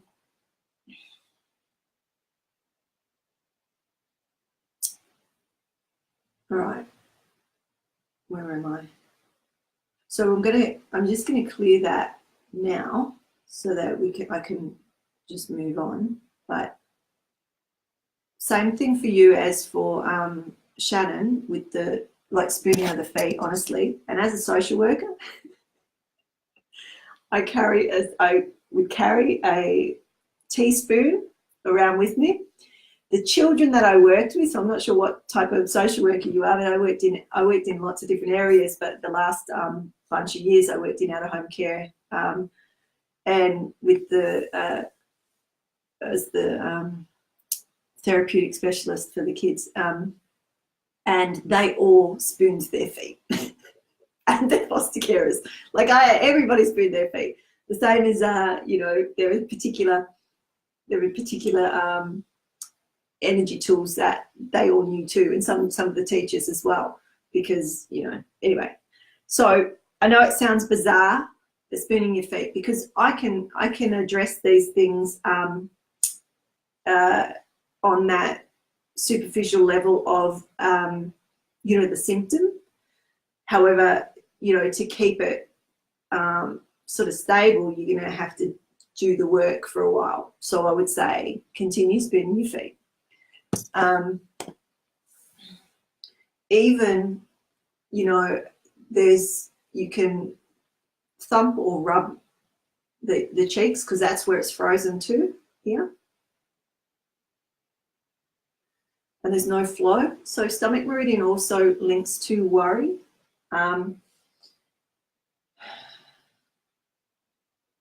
So it's stress, right? But everything's stress. So I don't want to say, oh, it's just stress, get over it, because you can't. It's about going, all right, a little alarm to go. Whatever you're doing for your self-care, you may need to amp that up. And maybe it's a matter of just bringing in some of these little tools and techniques. So everything that you've heard you could do, right, that I've talked to other people about, all of it, you could add and do bits and pieces. But if you're not earthing, if your energies aren't able to regulate the field of the earth, then you're not fully supported in your field when you're moving through the world. And then when you're having something come into you, like, you know, your boss, or, you know, an angry person, or a distraught person, or, you know, something that, you know, you've been dealing with, you know, you're just chasing your tail as a social worker, wherever you're from. The UK is similar to Australia, because I've been there a few times, in the way that, you know, our systems are, we're, you know, lacking the amount of workers we need to do our job. So we're all overworked, and it's just builds up, builds up, builds up. So how are you going to bring something into your life that is doable and achievable? So these little techniques you can do through the day. You don't need to take out a whole hour in the morning or whatever. One that I'm going to show you, I was showing on the weekend, and it's bizarre. They all are. But it's based on, so Donna Eden calls it the Darth Vader breath. It's also called the dragon breath, and in yoga it's very similar to the Ujjayi breath. So what it does though is it bathes our adrenals in energy. So it assists, you know, those areas, because the stomach and the worry and the reason that you're getting irregularities in those systems is because of the stress. So, and that's related to the adrenal, you know, the mobilization response, all of that. So let me show you this breath. It's a bit embarrassing, but okay. What you do is you're going to catch it in the back of your throat, and with practice, you can do it around people when you're feeling stressed, or if you're in a meeting, or you're driving somebody, you know, a client around or something like that, and you're just feeling like you're just up to here. You can do this breath, and I'll show you the different ways you can do it. So the first one is like when you're first learning, and you take a breath in, right? You go.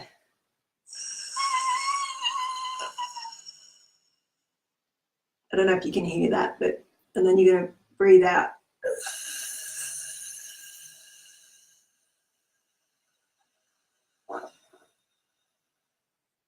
So you can see why they call it the Darth Vader breath, right?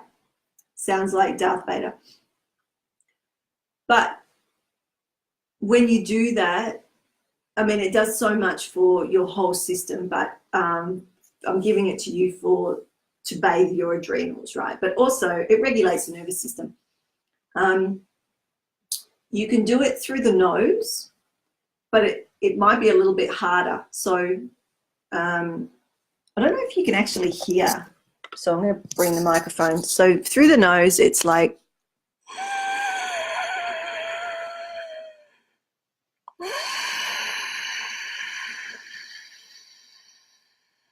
so you're still catching it at the back of the throat.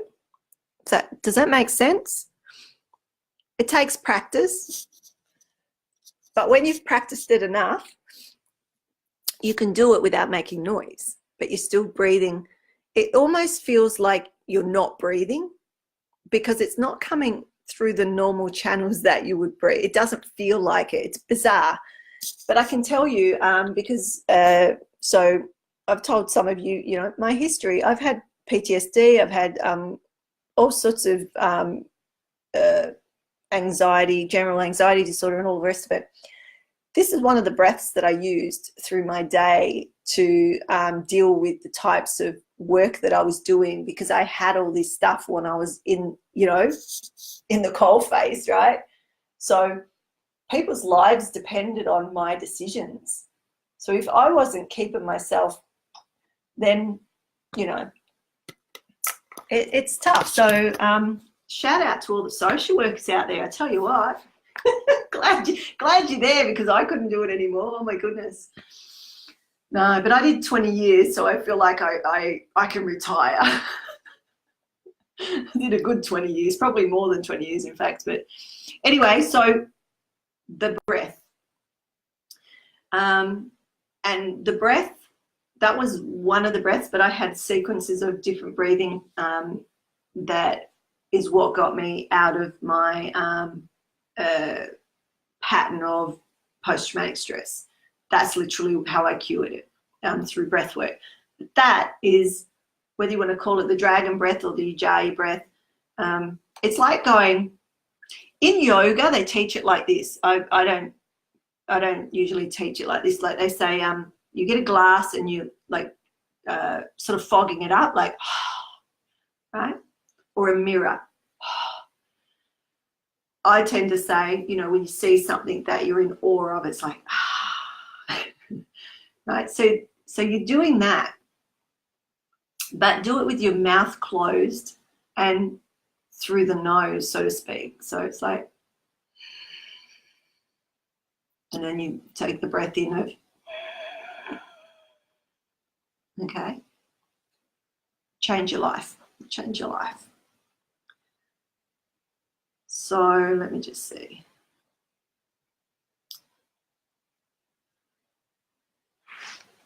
Hey, Lisa.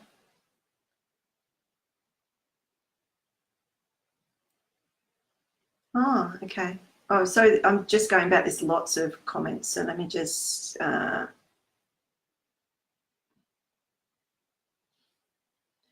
the diabetes as well.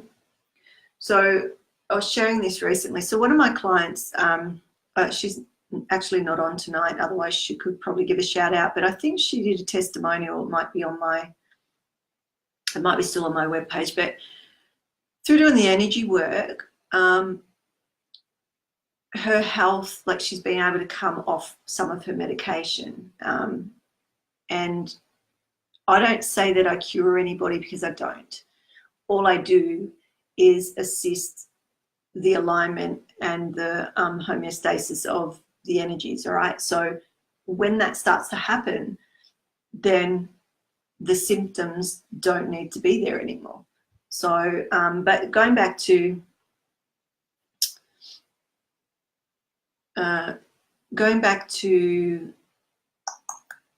diabetes, when we're not earthed and we haven't got that polarity, so if all our cells and the cells in our blood have this polarity, and when we get shocked, the polarity shifts, okay? And if you think of when there's a shift in, just say, that cell, so when we're not earthed, so there's much more to it to this, but I'm trying to keep it in a nutshell, then those cells can't function as they're supposed to. So with diabetes, you know, to do with the glucose or the sugars and whatnot, they're not able to work. So it's right down to that. So when you're not earthing, and the way that I speak and teach about earthing, it is different to the grounding. And it's directly related to your stress response. So when that happens, you're not functioning. So to me, all of these symptoms are what we track back to the core. And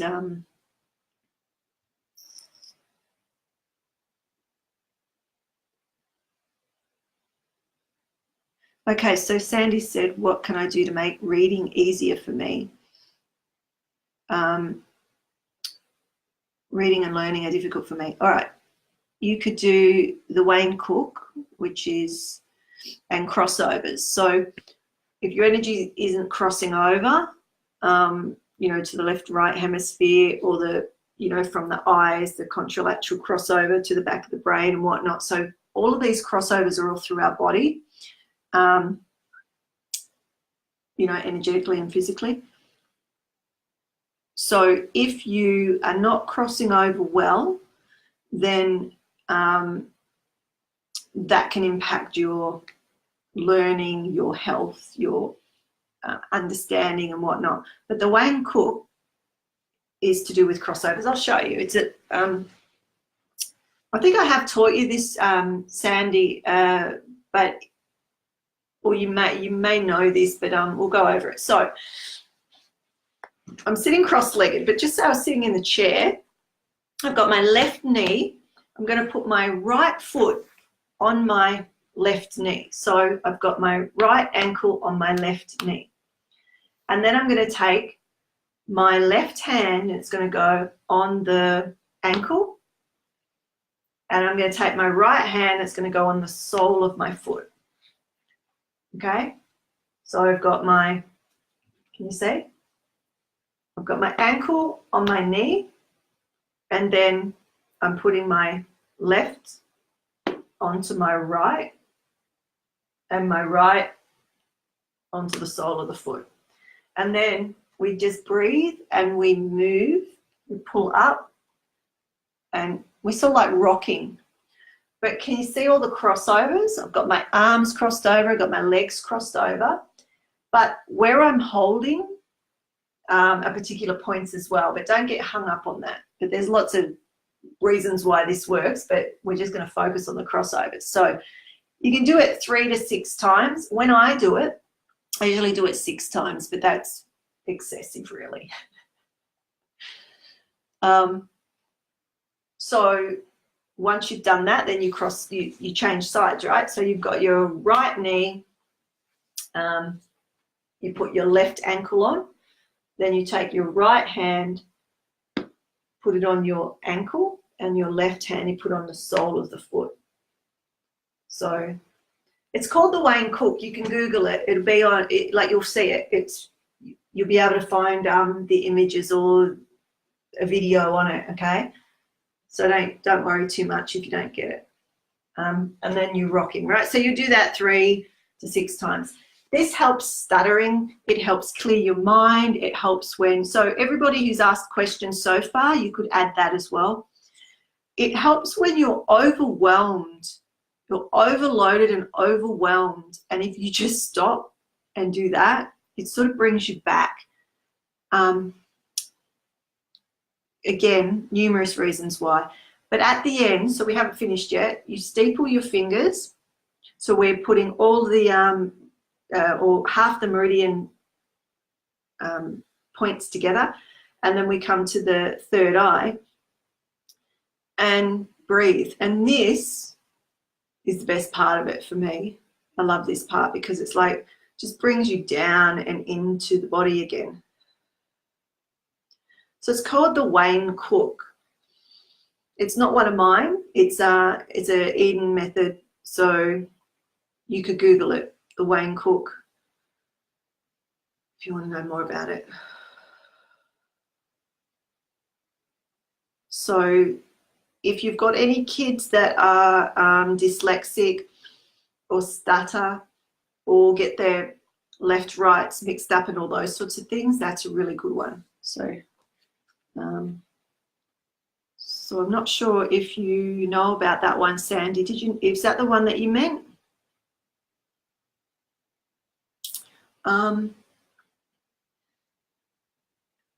Because the test for that too, if I was going to test if somebody needed that, you don't need to, but it's just if you're a client, I tend to get a bit of a picture, and over time we can see what continues to go out.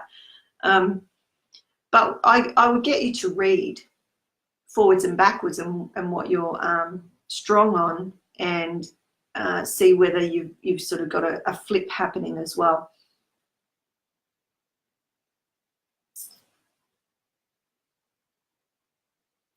Oh, Alexa's saying, yeah, they call it looked after children now. You can tell. I've been out, well, I've only been out for 4 years. I left 4 years ago. But when I left, they started to change the wording of how, yeah. So similar work. We did similar work, although I was the trauma specialist, the therapeutic specialist as well. So did their therapy and the difficult cases, the social workers came to me for supervision stuff. All right.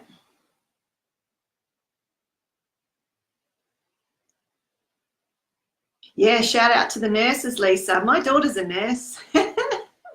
And my great-grandmother was a nurse. Yep, nursed in the war, she did. I had a beautiful picture of her and my great-grandfather. And she's I thought she was a nurse when I first saw it as a kid, because they looked like, I thought she was a nun, I mean, because they looked like nuns when they had the big nursey hats. Anyway. Shout out to the nurses. So Alexa, yeah, see, we're twins, Alexa. Well, you know, that's a long time, because it's tough work. It is tough work, but it's rewarding work too, and somebody's got to do it. Hey, Sandy said 10 years of couples counselling is enough for me. I'm quitting. Yeah. Sometimes, yeah, sometimes you just know when enough's enough. See, what I do, you think about it. I'm sitting here and what am I doing? I'm answering your questions. What's the difference? Or I'm, you know, giving you tools and techniques, right?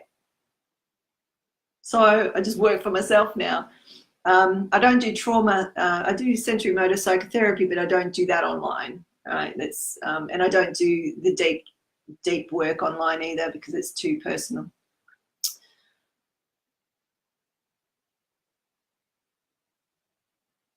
Yeah. Well, look. So Alexa's saying, honestly, want to live without meds for diabetes and love to work on this. And you can. You know, I believe that.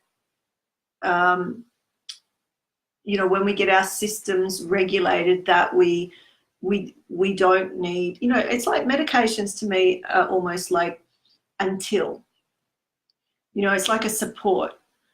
And I say that with specifically with, you know, people experiencing different mental health issues. A lot of those meds were developed for short-term use until they could, you know, get their other therapies and whatnot, and it was a balance. And what happened is that, you know, the therapists, the work that I do, right, we get changes, we get wonderful changes. I've got so many testimonials and whatnot, and I forget to put them up, but I've got a few up there now and on the website, because, you know, I figured, oh, okay, I might start sharing what actually happens. But it's not an instant, well, some of it's instant, but those chronic long-term health conditions may take a little bit of time. And often our mindset is that I don't have the time or I don't have the money. But really, you don't have the money to be sick. Do you see what I'm saying? It's almost like, you know, where are you going to invest? Are you going to invest in your illness, right, in the way of paying for medications, going to the doctors, getting checked up on, and those sorts of things, so you can continue to do everything that you already do, which probably assisted in adding to the chronic ill health anyway? Or are you going to invest in your health and wellness, which looks very different? And it is a challenge, because there will need to be changes, whether that's changes in your, like I said today, everything we've talked about today, it's like, well, tonight, it's like how you speak, how you view, what's the perspective that you're coming from? What are the goggles? Are you looking through the world through trauma lenses? And I can tell you this now, most of us are, right? You know, all of that stuff. So when you start to get a bit of an inkling of, is it possible? Maybe I am, and what if? And, you know, you start to make these small changes, and then you can add some of these little tools into your lifestyle and just see, you know, and if you have got something chronic, then what I say, you need to see the surgeon, right? So I would be the energetic surgeon, so to speak. Or if you've got, you know, deep traumas, it's really difficult to move those by yourself, purely because if you're not able to regulate or titrate, right? So you don't need to come to me. There's lots of other people that do that work too. But what I'm saying is, for you to go to deal with that and feel safe enough to be able to just touch a little part of it and come back out, often we'll go in and we start to spiral into it, and that's why we sort of get stuck. So having somebody that can, you know, look at what's going on, see where the energy is, touch a little bit of it, release some of the charge. It impacts you, you feel it, but it's just a little bit, and then a little bit more, and then a little bit more, and then you can integrate it, right? And so it's that, release a little bit, integrate, release a little bit, integrate, right? But energy medicine and energy work, with the understanding of the nervous system, health and wellness, it can happen much more fluidly, right? Because we're doing the whole system. So anyway, I sound like I'm selling myself. I'm not. Well, maybe I am. Okay, Sandy's saying yes. I remember that one. Good. Is it good for ADHD? Yep. Yep. So Sandy, that one too. Okay, so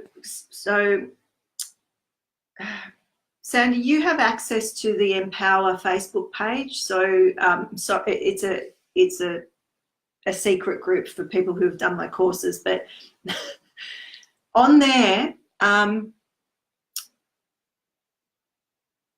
pretty sure I put new information. There's a new video, and it talks about you know, adrenal health and those and whatnot. So, and we'll probably do a new live because I just did another course. So those people that did that course, I'm going to follow up with them in that private group. So we'll have some another live in that group soon to back up the coursework that we just did.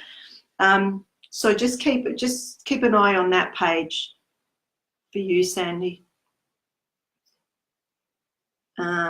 because, you know, ADHD and ADD and, you know, all of those sort of defiance disorders and all that sort of stuff are my passion, because that's what a lot of the kids that I worked with were diagnosed with.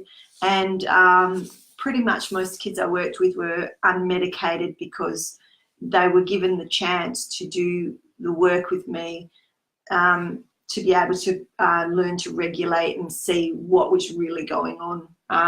And it all goes back to the trauma, right? So I'm not against medication when it's necessary, again, to assist them in their daily life, while we're building on the therapies and the tools and techniques, and they're being able to regulate their systems themselves. So we co-regulate until they can regulate, and then we can start seeing whether that medication is needed. But majority of the kids that I worked with, I was, you know, lucky enough that people would listen to me and trust me to, because, you know, I have the best interest of the people I worked with. It wasn't so anyway, what else?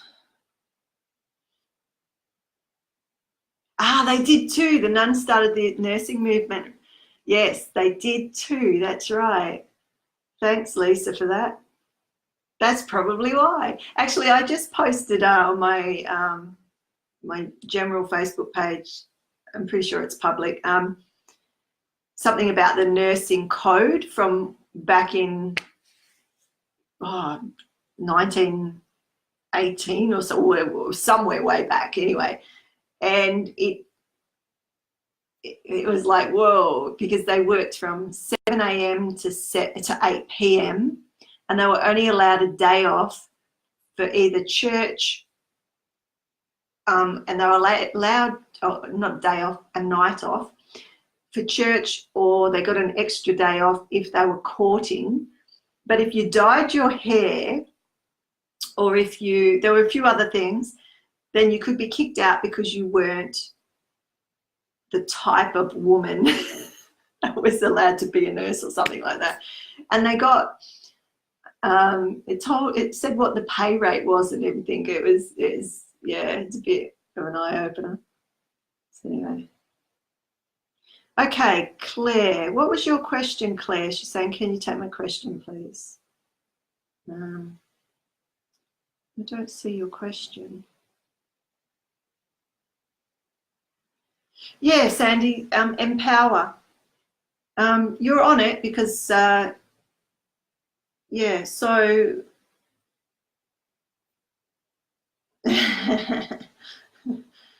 yeah, maybe. Yeah. Hey, Sue from Utah. So Claire, I can't see your question. It's probably way back. So if you could cut and paste it so that I can find it. But yeah, it must be way back. I can't see it. And sometimes I don't get to everybody's questions. Obviously, what I do is I scroll and they jump out at me, and it's just an energetic thing. So I apologize. Oh, Tanya's from Coffs Harbour. Cool. Well, you do know me. Hey, Tanya. I'm Cynthia. Nice to meet you. Yeah, I know Coffs Harbour. Okay. No, that's not. I can't find your question, Claire. So please. Oh, here we go. She's reposted. Thank you. So I have chronic fatigue and chronic pain, inflammation, and what's keeping me from playing music again? Well, you could probably answer that one yourself. What's keeping you from playing music again? Right? If you have the question, you have the answer. If you have the question, you have the answer. So if we sat with that, Claire, so I'll get to the chronic fatigue and that shortly, but if we sat with that, like, let's just sit with it. What is preventing you from playing music again?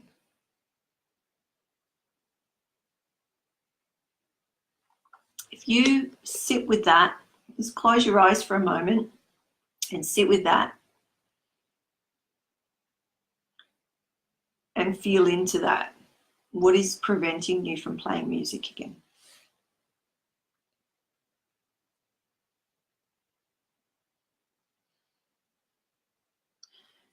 And I wouldn't be surprised if it's got to do with your other question.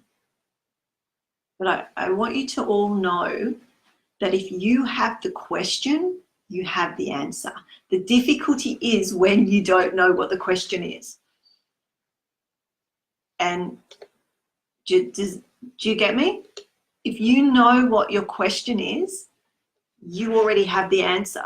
The thing is that it might be there in a way that you don't clearly understand it. It might come in metaphor, it might come in a feeling, and you don't know what the feeling means.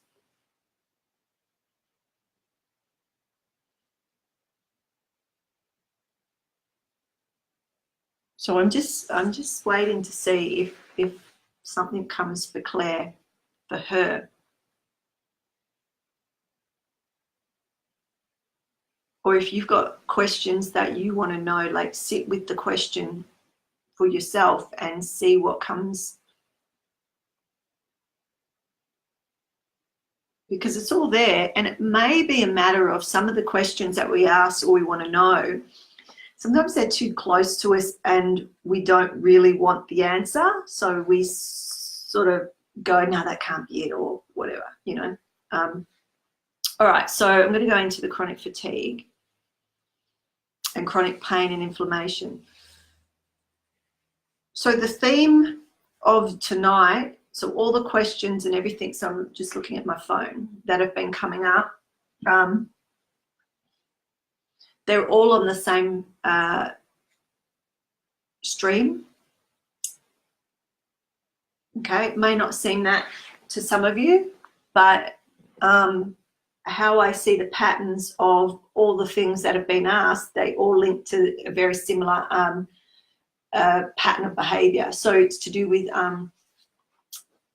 the stress response in a particular way in relation to the earthing, the adrenals, cortisol response, and how our nervous systems are reacting. Chronic fatigue and chronic pain and inflammation is all related to what I call the dance of triple warmer and spleen, which is to do with our immune system and our stress response.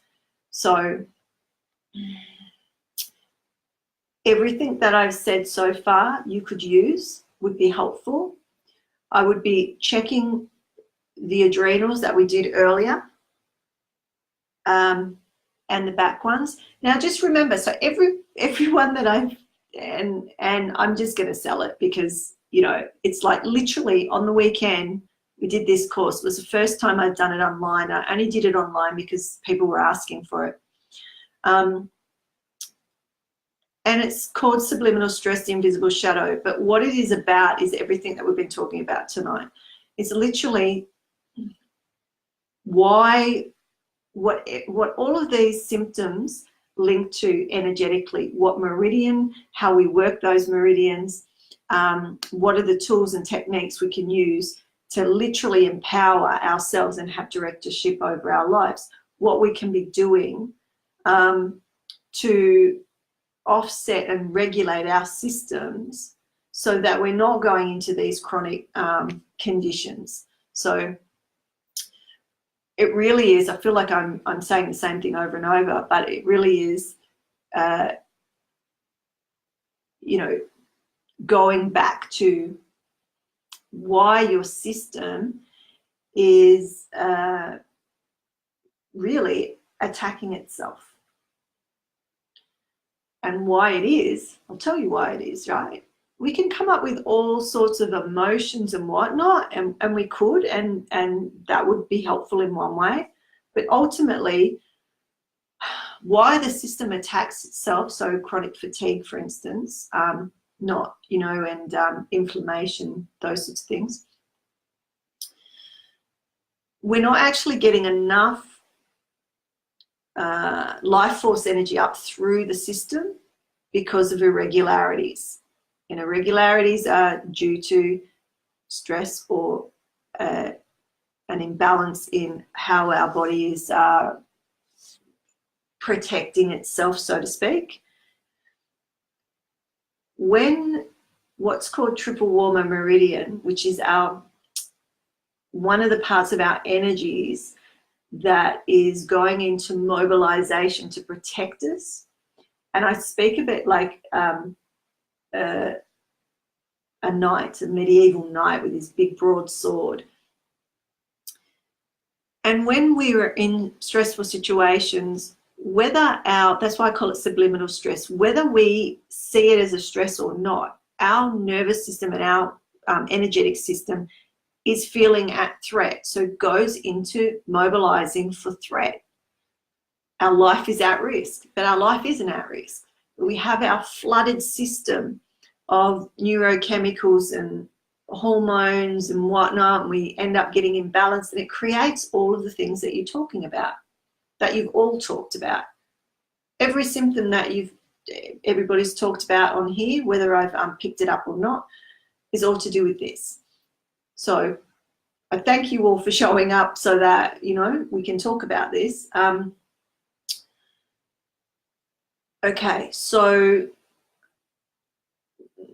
just seeing where I'm up to.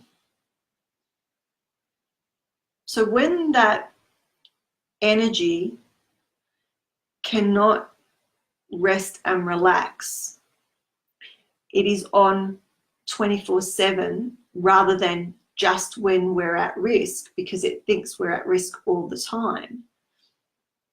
It then has to pull energy from all the other systems to have enough energy to fight the battle.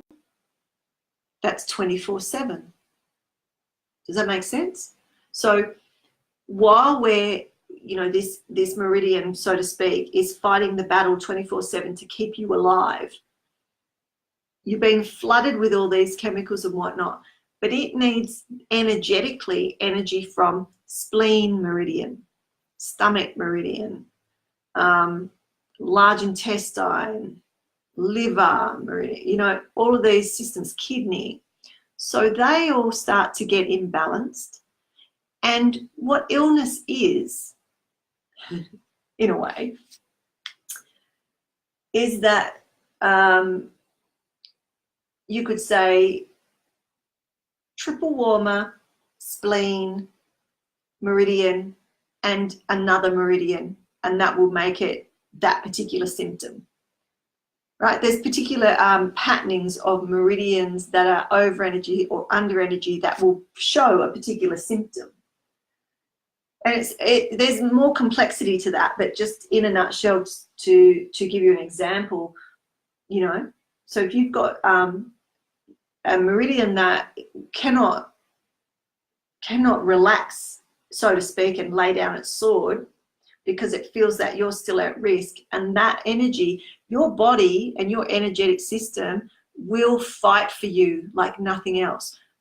But what happens with chronic fatigue and those sorts of autoimmune type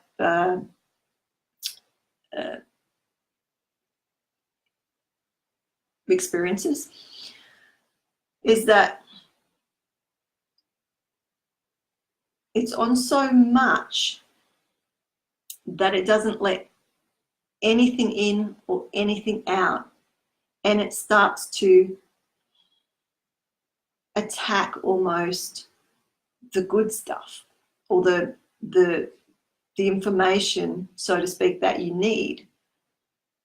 And so everything's being depleted or on charge to fight the enemy, and the enemy might be just the computer. You're sitting at the computer for, you know, 10 hours, and your system will see that as, you know, this isn't normal, this isn't what, you know, this system is under stress as in sore eyes, you know, your muscles start to fatigue and all of those sorts of stuff. You get stress within the system, the physical system too. So the way to get that energetic system to lay down its sword is the energy medicine. And there's numerous ways you could do that, but I've shown you a handful of them today. So that one in particular, the triple warmer vagus one, is beautiful. I mean, really powerful and beautiful. It's one that I use pretty much every day, sometimes a couple of times a day. I love that one because that's, whether triple warmer is over energized or under energized, it assists it. So regardless of what's going on, that would be fine. So so do we have an answer of why you're not playing music?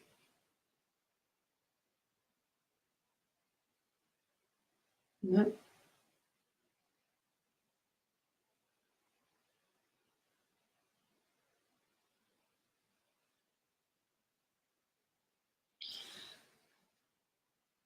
Because I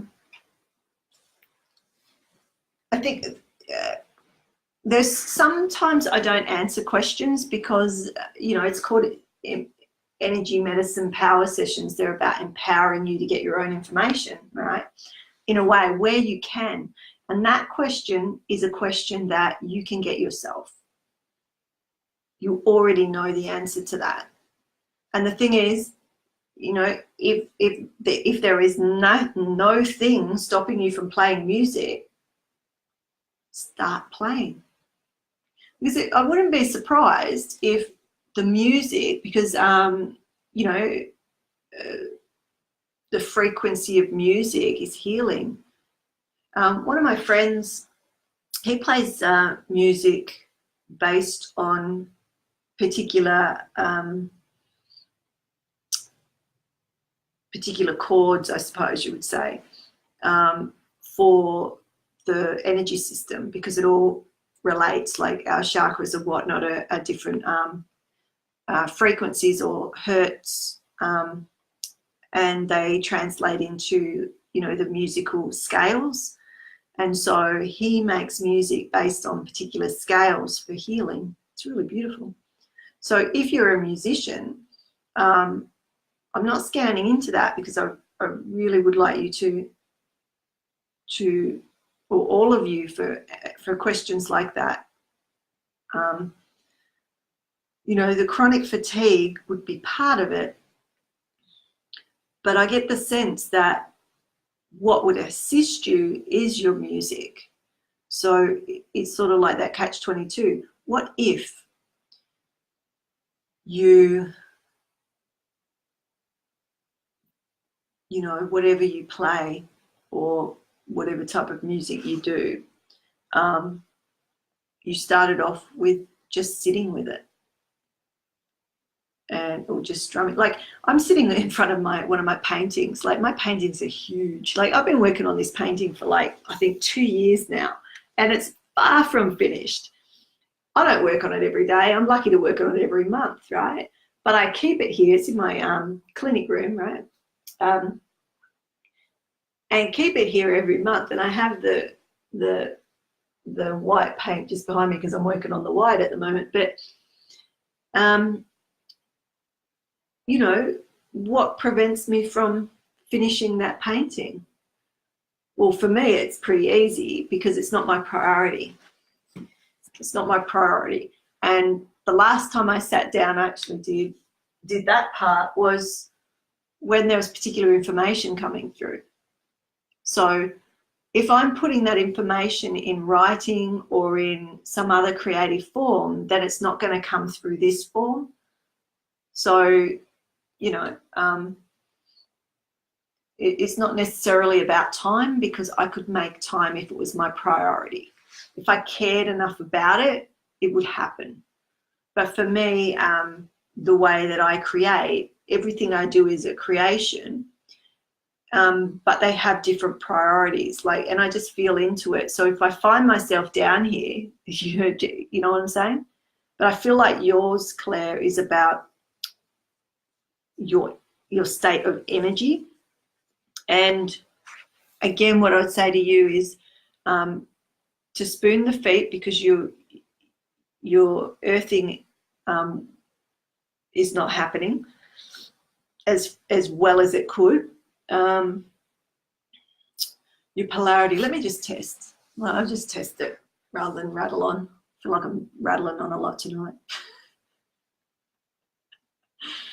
When do I not rattle on? Okay, so I'm just going to test the polarity of your head.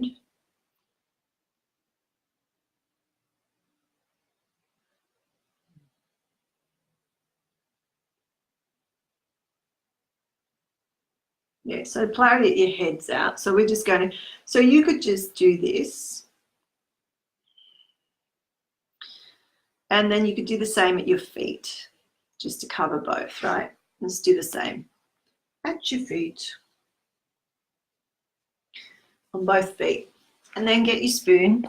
So you could all do this. So after you're doing your feet. And then just spoon, take your socks off and spoon your feet. And that actually feels nice to me. So, so I'm going to keep doing it. All right, so we've fixed Claire's polarity, all right, at her head and at the, so her south, her north and her south polarity. And the irregularity of the kidney meridian, right? So if we have that, we have inflammation. If we have that, we have stress in the body. What creates chronic pain, inflammation, and chronic fatigue? Stress in the system. So just assisting with your earthing and what we just did is the first step. Then I would be buzzing the adrenals, which we did earlier, which is just, finding the adrenal points and massaging them.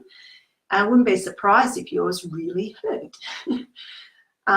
You could do the back ones as well. Autoimmune stuff, you've probably got a lot of that hurting. I wouldn't be surprised if you've got, because spleen would be under energized, so your spleen meridian, and there's points just under here. So if you put your hands out and pull them in and where your thumbs hit roughly and give that a bit of a massage, And if it hurts, you need to give them a bit of love, a bit of a buzz, right? So we're sort of activating, right? Because spleen meridian comes from the big toe up the body and then to here.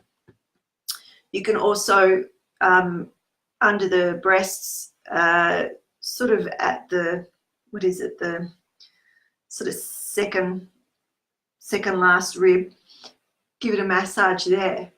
Is it tender, right? And give that a massage or a buzz. That's another spleen point, but it's spleen neurovascular, but it's also liver, a point right next to it is the liver meridian, right? So these are things that you could all do, right? I could go on and on forever, but there's a bunch of things that will assist you to just get a little bit of energy back into your system, right? All right, I'm feeling like, yeah, we've been going nearly 3 hours, so I'm going to stop in a minute. I'm just going to scan and see what jumps out at me. All right, Lisa, you jumped out at me. So I'm going to answer yours and then we'll wrap up, because I just looked at the time and I'm like, we've been going nearly 3 hours, right?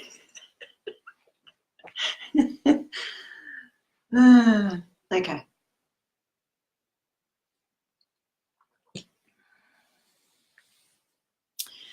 Lisa, where are you from? I think you might have said before, but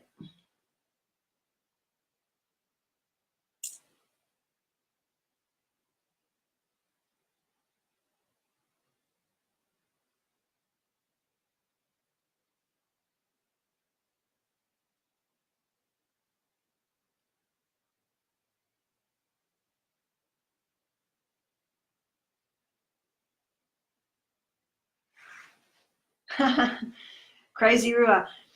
Yeah, well, we're just finishing up because I've been going 3 hours, and so you've just come in.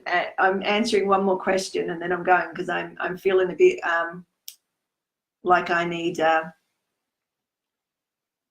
some sustenance myself. So, but yeah, I caught a little bit of your live the other day. I forget what day it was now, but okay. You're welcome, Janice. Yeah, I'm glad that some of this is helpful. I wonder sometimes I just feel like I'm rabbiting on about who knows what. All right, so Lisa.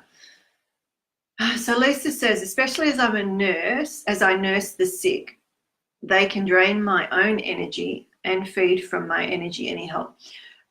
Earlier in the call, probably 2 hours ago, we talked about this. We talked about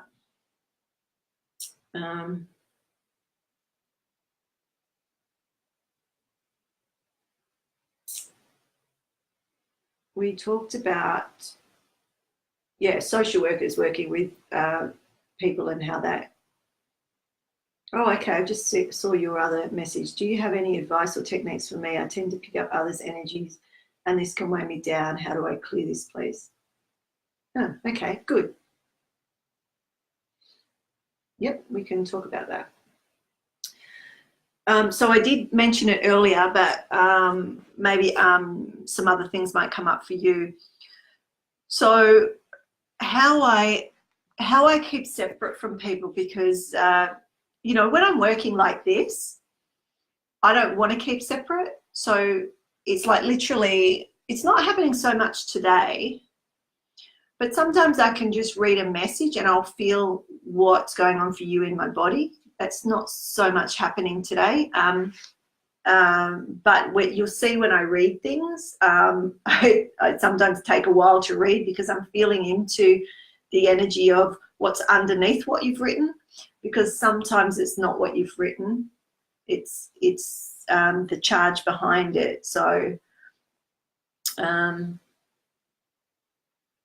so sometimes, I suppose, look, let me put it this way, because when you're nursing, So my daughter's a nurse, and we used to talk about this a little bit around how she could use her intuition or her sensitivities to assist her work rather than it be a deficit, because you know, when you're sensitive, when I say sensitive, when you're a sensitive, it means, you know, you get intuitive hits, or you get information from the person that you don't really want, but it's just the way it happens. And finding ways to be able to be in charge of what information comes in and what you will work with and what you don't want to work with comes with practice, right? But there are ways of doing it. So when I was a social worker, you know, probably 10 years ago, I would sit next to somebody in such distress, and I would feel everything that they were feeling, and then they would get up and walk away and feel great and, you know, be happy, and off they'd go, and I would be sitting there like I'd just been run over by a truck, and I didn't understand it at all. Now I do, right? This was my gift, but back then it was like a curse, because I didn't understand that it wasn't my stuff. Literally what I was doing, I explained this to my friends like this. It's like that movie, The Green Mile, if any of you have seen that. So Lisa, this I'm getting to the answer, but this story's come up, so it might be helpful. The Green Mile is that man that if somebody was hurting or dying, he would go up to them, and it was like he would sort of suck the crap out of them, and then it would come out of their mouth and be like, right? And they'd get up, the mouse would get up and run away, or the person would come back, or whatever. It's sort of like that. It's sort of like that. For me, it's sort of like that. And I literally, those that have seen me work, there are particular breaths that just happen, and I've got no control over it, but it's sort of like that release, where, you know, this energy just comes out. So these are the releases. So for a start, make sure that your coccyx and your lower back is stretched. So there's a release valve through the coccyx, through the lower back. So if you're working with people, whether you're an energy worker or not, it doesn't matter. When that valve is open, it's part of the grounding as well. When that, you know, literally you just, you know, at your coccyx, and you're stretching, or you could give it a massage, and just making sure that there's energy flowing, right? So when you're with people and you start to build up sensations, or you're starting to feel their stuff, you can breathe it through and imagine it going out the coccyx into the earth, right? It's an earthing, it's a release valve. And one of my mentors years ago, she would watch me work, and she would say, you're not, you know, you haven't, what would she say? It was about that area. And so because I feel so much, it's important that when I'm working, that I have those particular areas free and flowing, so that when I'm feeling you, it goes through my body, I feel it, I get the information I need, and then it goes out. Because if I hold it, then I've got it too. And that's what I used to do. And that's why I burnt out, because I was, you could, like, just think about that. All the terror and horrors of all of those people that I worked with, I held. And then over time, it was just too much for my system. But I didn't understand it, and nobody else did either. So,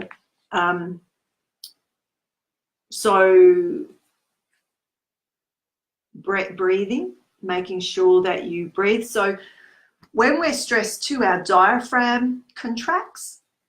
So this is just what came up when I looked at your message again. So I'm going to teach you a isometric for the diaphragm, because when you are stressed, any of you, or have, like, let's face it, we're all stressed every day, right? So to do this wouldn't hurt you. When we're stressed, our diaphragm contracts, so we shallow breathe.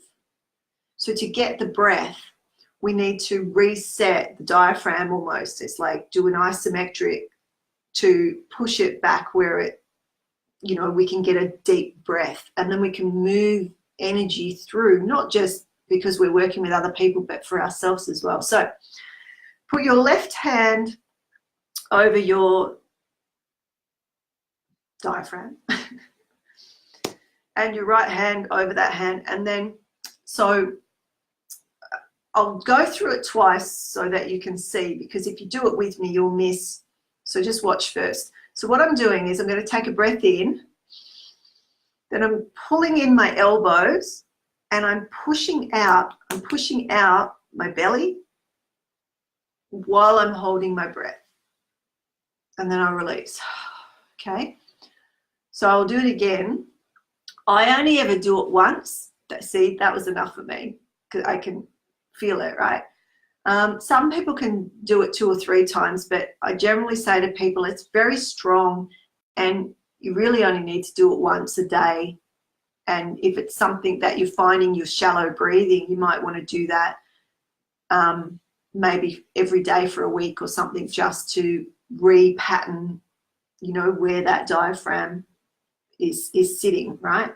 So I'm not going to do it properly. I'm just going to show you through. So put your hands on your, pardon me, your diaphragm.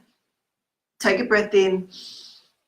Pull your elbows into your, you know, like you're doing an isometric, and then you're going to breathe, hold your breath, and you're pushing against your hands with your stomach or diaphragm. And you don't have to push hard. You don't want to push too hard. It's just a gentle recalibration, right? So that popped into my head when I was reading your message, just so you can get that breath and that flow. And the other thing that I spoke about, so they are new ones that I didn't speak about earlier, but this one I did, the zip up. So from the groin to the mouth, and you're imagining zipping up your center, locking it and putting the key in your pocket or in your bag or something like that. That is something, I do that before I do these calls too sometimes, because I want to feel what's going on and have access, but I also want to be in charge of that as well. So even though I'm open, I'm still choosing how I do this work, if that makes sense. Whereas in the past, I would turn up and whatever happened, happened. And I don't do that anymore. It's like, you know, it's my body, it's my system, it's my energetics, and I'm showing up to assist, but not at the detriment of myself. So, you know, for nurses and social workers and doctors and, you know, all the services that work with people, you know, ambulance, paramedics, fire brigade, you know, all of those services, you know, how do we do our job and assist? Because a lot of those jobs, it is at the detriment of yourself, you know. How do you balance that? So what else? And with nursing too, or with any of the, well, it doesn't matter, with anything really. When you feel something in your body, what I do, I don't have to do it anymore because I can tell, but when I first realized what was going on, I would then go, is this mine or theirs? And if it was theirs, it would disappear within 30 seconds. So for me, asking, is this mine or is this theirs? Like, what's this about? So if I feel a lot of grief, or I'd feel like a stabbing pain somewhere or something like that, I'll just go, whose is this? Is this mine or is this theirs? And yeah. So if you're working with, but if you are sensitive like that and you're working with people that are ill, you can use it. It's a great skill because you can start bringing it in. I was just talking to a doctor in the UK who works on the neurological ward, people recovering from brain surgeries and whatnot, and he's really interested in bringing energy work to assist with recovery. And I was so excited. I even offered to come over and like teach them all. Like I was just like so excited that that there are doctors that are interested in bringing in other understandings of health and wellness for recovery. So anyway, so he's working away, bringing in little bits and pieces to assist recovery, because he's seen that, when they're bedridden,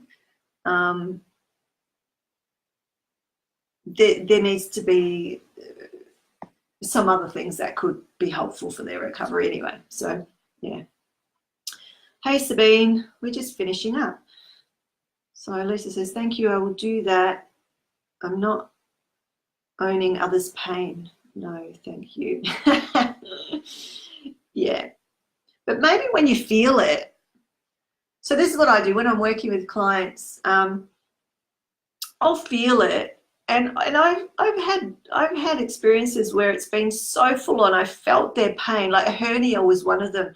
I nearly passed out. It was a distance work too, so they were in another state. And we were on Zoom, and I was just scanning. But I when I'm linked into, just say I'm working with you, then I'm only linked in with you. And what happens is, as I'm opening up to your system, like I literally, I am your system, so to speak. So what happens is, if that person's had a pain, now she wasn't feeling it at the time, but what was happening is the intuition, or the medical intuitive side, comes in and shows me through pain, through the symptom, what's happening. I didn't hear it and I didn't see it. It showed me, and it was so agonizing. And I told her what was happening, and I was holding where it was, and she goes, oh yeah, that's my hernia. And I'm like, yep. Right. I felt it. I brought myself back through. Sometimes I can zip up, and I can just hook up as well. That's another one. So if I hook up through putting my middle finger in my belly button, it's bizarre, but it works, right? And your other middle finger in your third eye, and you breathe and pull in and push up. And some of you, I don't know if Jen's on there, she's seen me do this, where I've been in somebody's energy and I've just lost my words and everything, and I've straight away hooked up, and I've been able to come straight back, right? It's like it just brings you back to center, and then I'm able to work again, right? So there's all these little ways that we can take charge and empower ourselves to be able to do this work and really assist in wonderful ways, right? If you're a nurse or a social, any of the things that you might do, it doesn't matter. Even if you're a mechanic or whatever, you're working with, you're a human in the world, right? Other people are going to impact you, and it's about, not necessarily about protecting from them, it's about empowering the self. And it's a very different mindset. I think it is anyway. I'm not worried about other people. I worry about me and what I'm doing and how I'm holding it and all of that. That's all I need to deal with.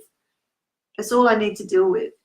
And then, if I feel something too much, rather than going, oh, I don't want to work with that, I go, okay, where am I not holding strong enough to be able to have that information come through me as a vessel? where are my cracks in my vessel, right? So I'm always bringing it back to how can I keep my vessel strong and flowing as a transceiver. I'm receiving and transmitting to be able to do what I do. And these are the types of things that I do. So yes, they sound very bizarre, and and they are, but it works. And I've been able to work in the jobs that I've been doing, you know, for probably an extra 10 years than I would have after I burnt out that first time. And the thing is, I would not have gone back if I didn't know how to regulate my own system and be with people in that, like really stand in the fire, I call it. Being able to stand in the fire with somebody and hold that ground for them while they get their answers, right? You got to make sure that your vessel is strong enough to do that. So these are some of the ways that you can do that. So yeah.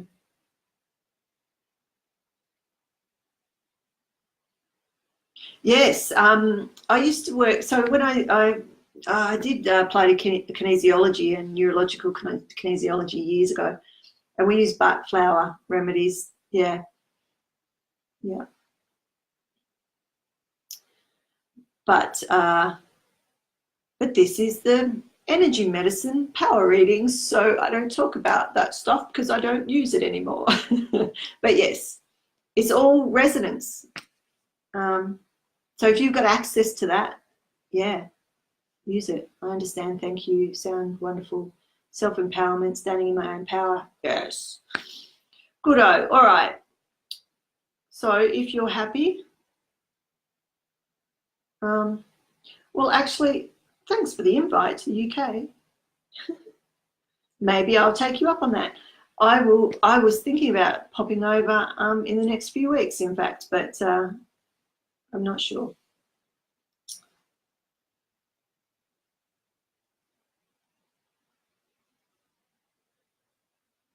Okay. So thank you all for sharing. I'm just scanning through.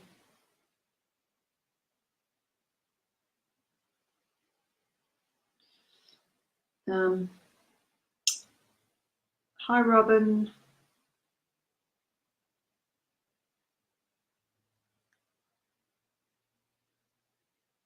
So Tony's saying, how often do you offer these live feeds? Every Monday.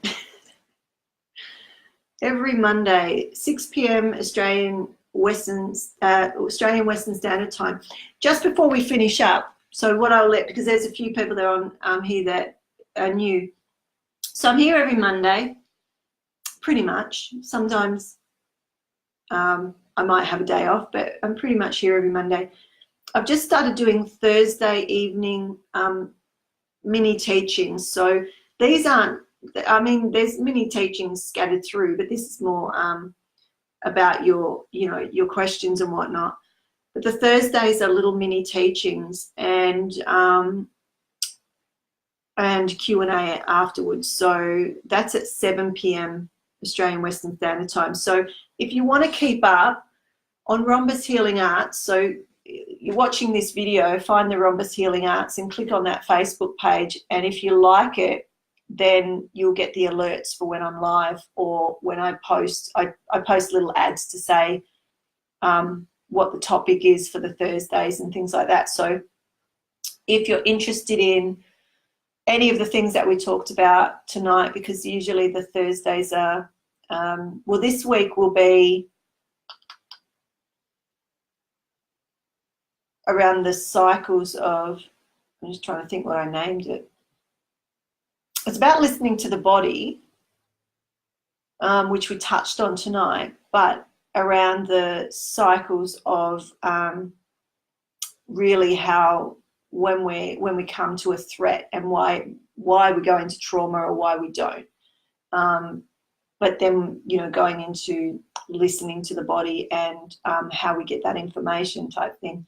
So very, you know, little bits of that peppered through today or tonight. So if you're interested in any of that, what else do I have? They're the main two.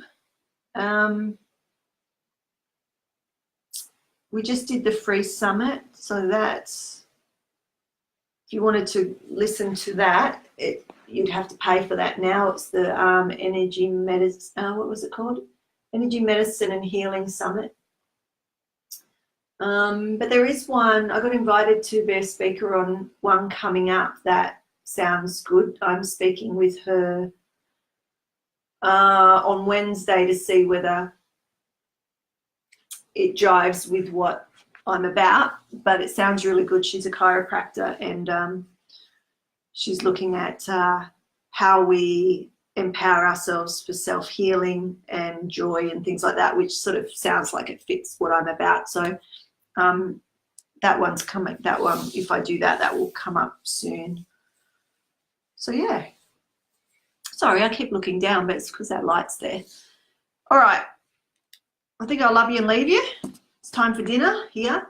And but if you have any questions, or if you want a private reading or a private session online or in person, message me and we can arrange something.